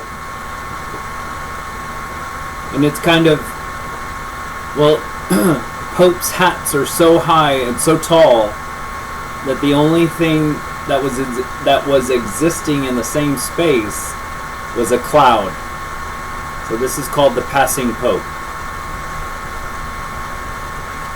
And that is from the drip painting when turned on its side.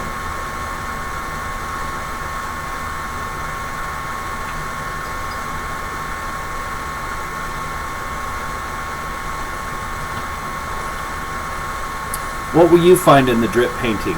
What scene will you extract? The invitation is to take one of these, pick up the markers, the colored pencils that are there in the booth, and give it a go.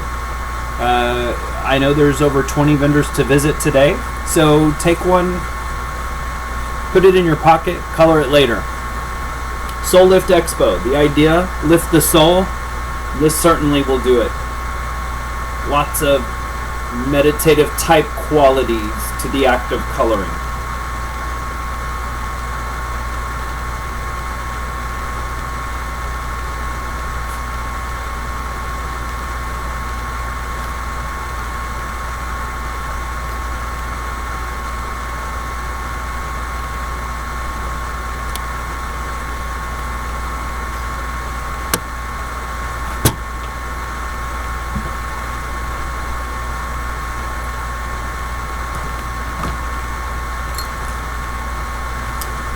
So, I've made art like this for as long as I can remember. It was an art teacher that taught me that if you scribble on a page, you can see images in the random patterns of the lines. And you can embolden those lines and bring that scene forward. And there became a time when I told myself I wouldn't embolden the lines, I would just add color and shading to convince you of these scenes. And then the next challenge was drip paintings, and eventually it led me to peanut carvings. And I actually have a couple of peanut carvings that I can show off here on screen. Let me minimize my presentation window.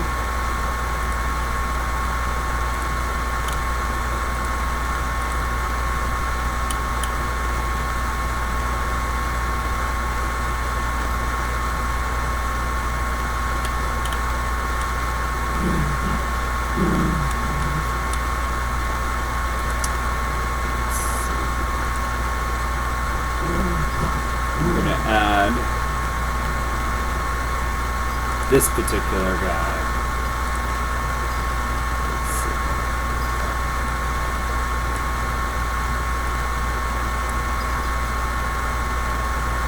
That is a peanut carving put back into a shell that's had the background painted, and then I filled it with an epoxy resin to keep it sealed in the shell. It's literally art in a nutshell. Literally. And I'm sorry, I've been watching Ollie A on YouTube, and he says literally a lot. So yes, peanut carving, art in a nutshell, all brought about by recognizing a resemblance in a pattern and then running away with it. So that little feature inside of a peanut is known as the embryo of the peanut. And when the plant germinates, what looks like an old man's head and beard, in fact, are the first leaves that break the soil surface as your plant grows. Let me zoom in and show you another picture of one of these peanut carvings that I'm talking about.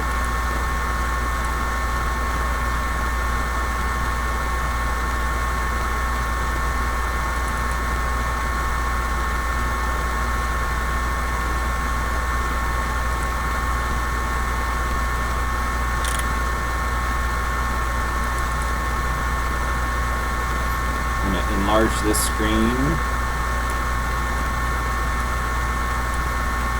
So that is a set of peanut carvings that I did. I put them back in the shell that's been painted, and these are ready to have the next stage in the process happen, which is to pour an epoxy resin and seal them in forever. It's a bar, like a bar top resin, so it's heat resistant, scratch resistant. These are peanut pendants, and again, the head and beard I didn't do. And this is a sculpture that I made using Sculpey.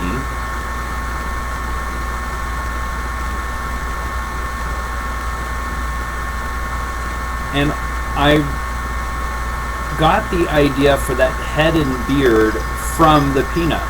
That was totally nature's design that inspired me to do that. And then I simply added the body. In this case, I'm making both with Sculpey. But this guy, this character, the old man in the peanut, 100% inspired by a resemblance that I recognized in nature. See a peanut, pick it up, and all day long you'll have good luck. At seeing the secret of the sages that's been preserved throughout the ages. In the heart of the legume, this ancient knowledge would resume. As images in clouds, scribbles, and stains, with imagination reality can change. It's the venerable man with hood and beard that sparks a laughter at an idea so weird. With shells strewn about, no time to clean it, the hunt has begun for Old Man in the Peanut. This particular set was made out of Sculpey clay. And then I took a set of staples on their side and gave it the divots for my peanut. On display behind me is a work in progress, just about complete. A blade of bluegrass beckons a new day, and you can see him literally welcoming in the new day. There's 3 other small blades behind him. We're on the horizon line, right at grass level. There's a big fat sun rising up, and you can see the colorful sunrise. I have yet to finish the main big blade and his arm, and I'm going to flesh out a bit of the features so that you can really see that that's a mouth, and that that's an eye, and that that's an eye. It will be eventually. Let's check in on the chat and see if anyone, let's see, I've got 1 watching now. I've got 2 thumbs up. Now 3, because I thumbed it up too. Let's see here.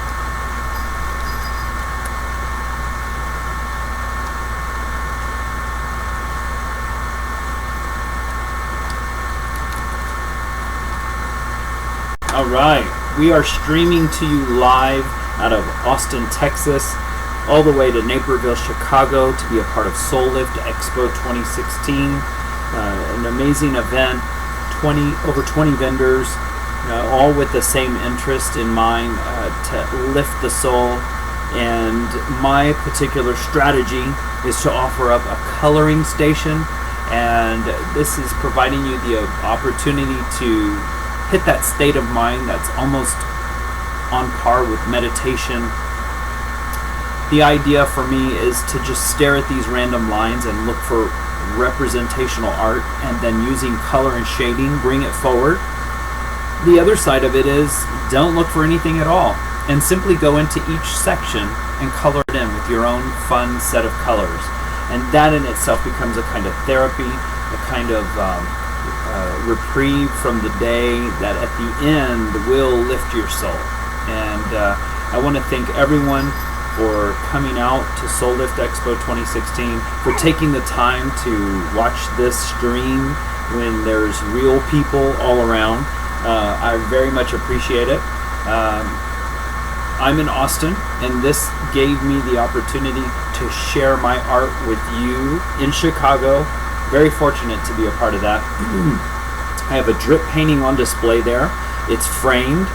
I took a photograph of it and printed it out for you today to take home with you or to sit down. I have clipboards set up And we want you to make good on that. I have markers set up there. I have color pencils, and we invite you to sit down and color it in. Here is an example of what it looks like, literally. And I have an example of what I found in that drip painting. I'm just going to pull it up and leave it on screen here. Let's see. I'm getting good at this. My first time to convey information via this format, and it is exciting. Truly. I have here. Alright. Let me move me here.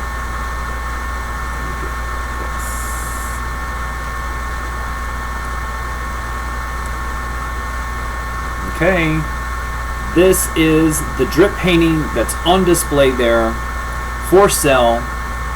Contact me. We'll get it in your hands. Take one of the coloring pages home. Color it there. Sit down. Have a little art therapy right now. This is the drip painting you see on screen. It's better when I hold it up. And what I found was this scene of a girl hanging out in the park with her dog. There's a pond in the background. They're playing with a ball in the foreground. One of the dog's paws is on the ball. And I have that actual colored in version right here.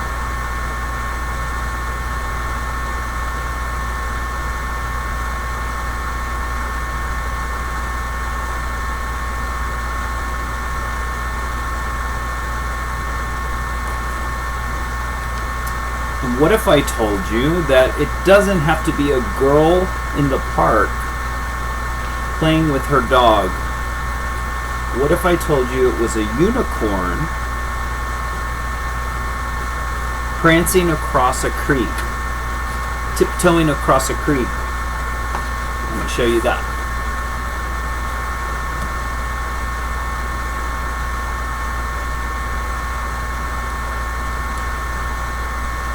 I'm going to enlarge this so you can really see it.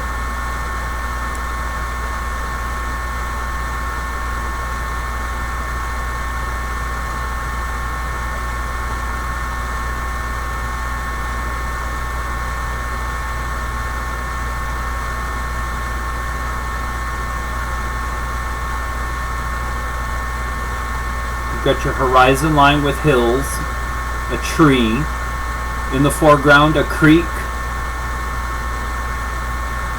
and then a unicorn, the horn, the eye already there, tiptoeing across the creek. What will you find in this strip painting? I'd love to see it. Please photograph it, submit it. We'll put it on display on my website, ismaelcavazos.com. Or how about artinanutshell.com? Much easier to remember. Let me put this up here.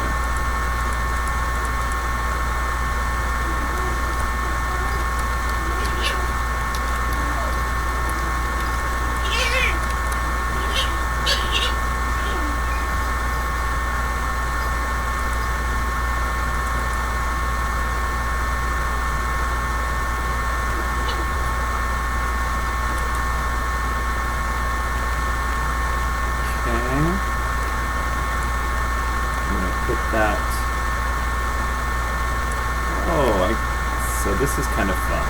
I'm going to have it scrolling. Is that too distracting though? What if I have it really high? Yeah, and faded back. artinanutshell.com. Any feedback? What do you think? Too obnoxious?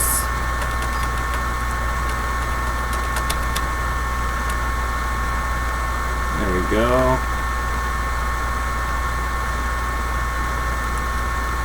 artinanutshell.com. Continually scrolling across the screen. New feature just added. Again, first time for me to convey information via this vehicle. this avenue, and it's a lot of fun. I've never streamed before, literally first time.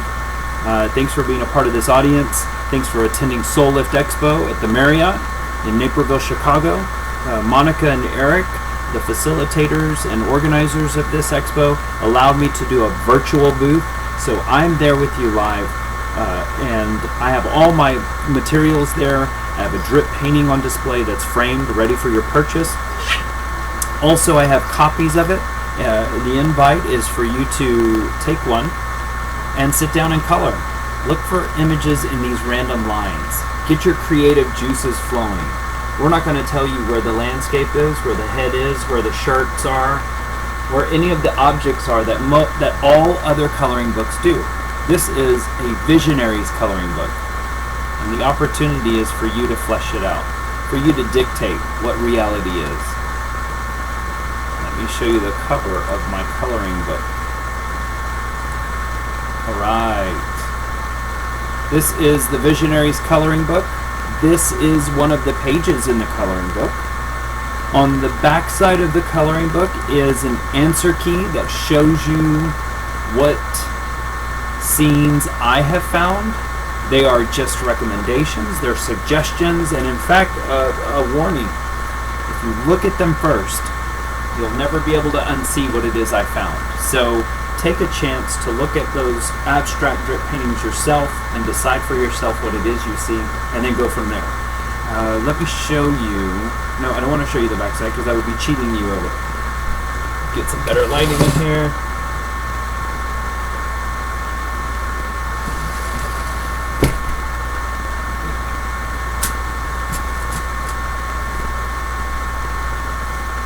That's better. All right. Okay. Let's see. Where are we? What time is it? 3:15 here. Does that mean 2:15 in Chicago?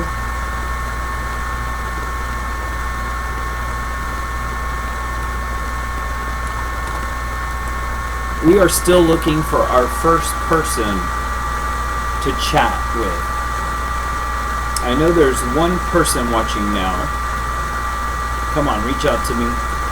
Let me know you can hear me. We'd love to get some feedback.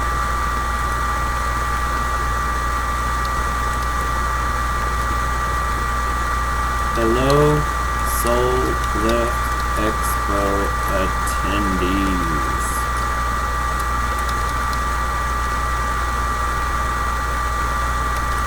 Art in a nutshell. Want to hear from you.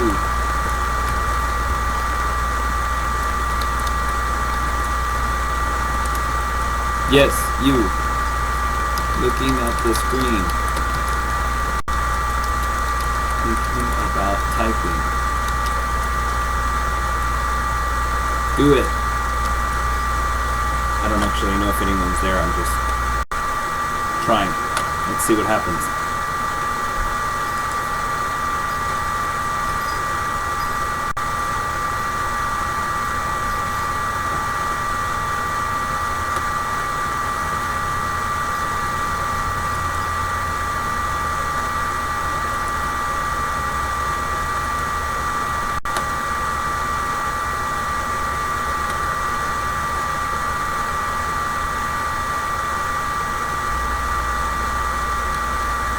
Alright, so that is a look at the Visionary's coloring book. This is the kind of coloring book, again, that you're going to dictate what reality is. You're going to look at the lines and you're going to decide what you recognize, what kind of resemblances you see, and then you're going to use colors and shading to bring that forward. That's the technique I use to find the old man in the peanut.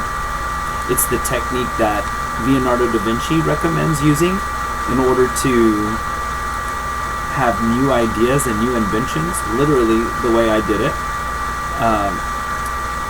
I have a copy. Let me move the screen over. Just do a little bit smaller here. I want you to be able to see the peanut carvings.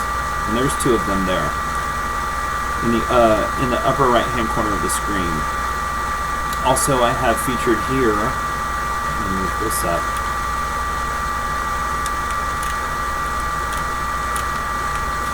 It's amazing. I love it. Okay, let's see if that works out. On top. This on top. There we go. So, I've covered a little bit of the work in progress that I was showing here, but the point was to show you the drip painting that is on display in Naperville and to show you what I found in that drip painting. So please, join us. Pick up a copy of one of these. Pick up one of these copies of the drip painting that's on display. Pick some colors. I have markers. I have colored pencils set up there. Color it in. This is an example of what I found. What will you find? I'm curious. I can't wait to see. We have been live since 11 a.m. here in Austin, Texas. Had a couple of breaks. It's good to have you. I have been using a cheap trick to keep people interested and to ensure a really good stream, and that is the employ of my puppy. He's 3 months old. He's half Chihuahua, half Poodle. I've been calling him Belafonte, and I'm going to get him to show you one more time.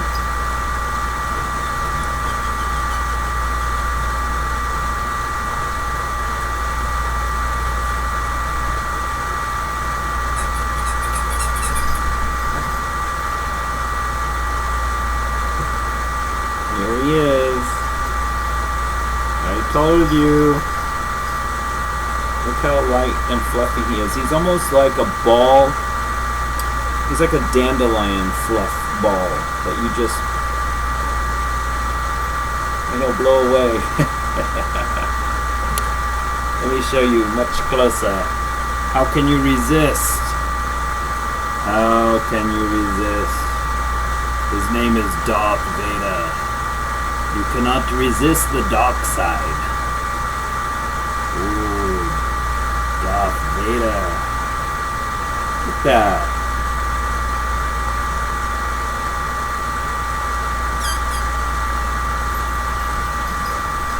Let me go. There we go.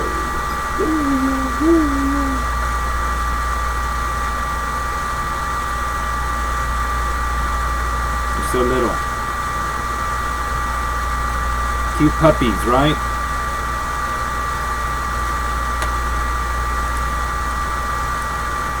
There we go. Let's really show you what's up. Oh, be careful, buddy. Gotcha.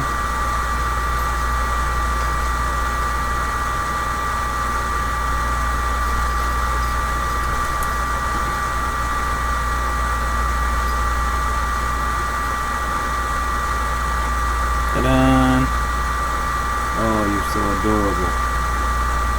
There you go. Do we have anybody looking yet? Is anyone watching? If you were walking by my booth in Naperville, surely you would stop to see more of this guy. That's gotta stop you. Surely you stop to see this little muffin, Belafonte. And then I use that as lure and suck you into the booth. This is called Soul Lift Expo. And the opportunity is for you to color and hit that meditative state of mind and lift your soul. I've got copies of the drip painting that I've made. It's there framed, ready for your purchase. Pick up one of these, play with it, stare at it, find resemblances in it, and then use the colors I have in the station to bring that scene forward. The next thing you know, it's an hour later, you've been coloring the whole time, and you've got that lift that we were talking about, that we put on the billing. I'm in Austin, Texas. My name is Ismael Cavazos. I'm doing a virtual booth set up in Naperville. The event Soul Lift Expo, it's at Marriott. Monica and Eric set this up, facilitated my virtual booth. Very appreciative of it. Thank you for joining us.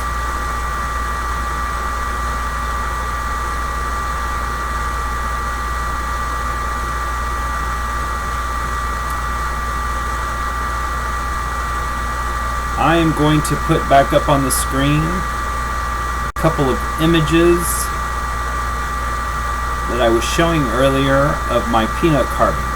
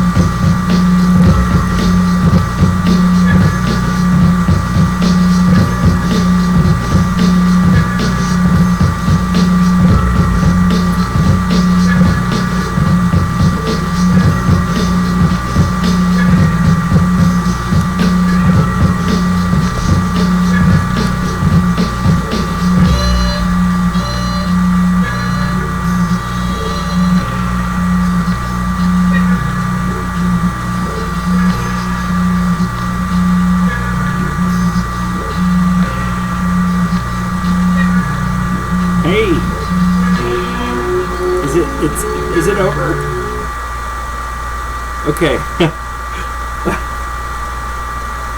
No, it's okay. Am I still there? Am I still on or no?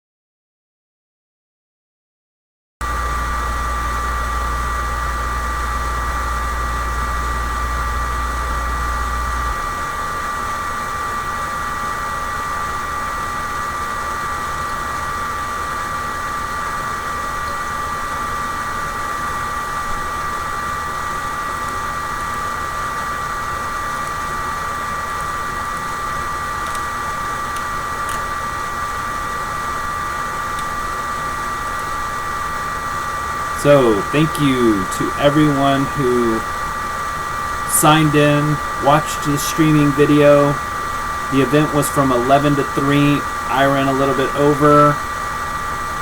More is less. Less is more. Who knows? Anyway, I'm glad I did it.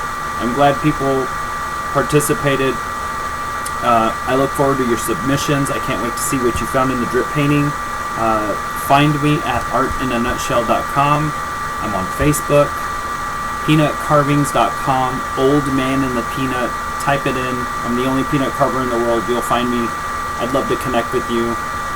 I'm Ismael Cavazos, signing out from Austin, Texas, via Naperville, Chicago. Have a wonderful day.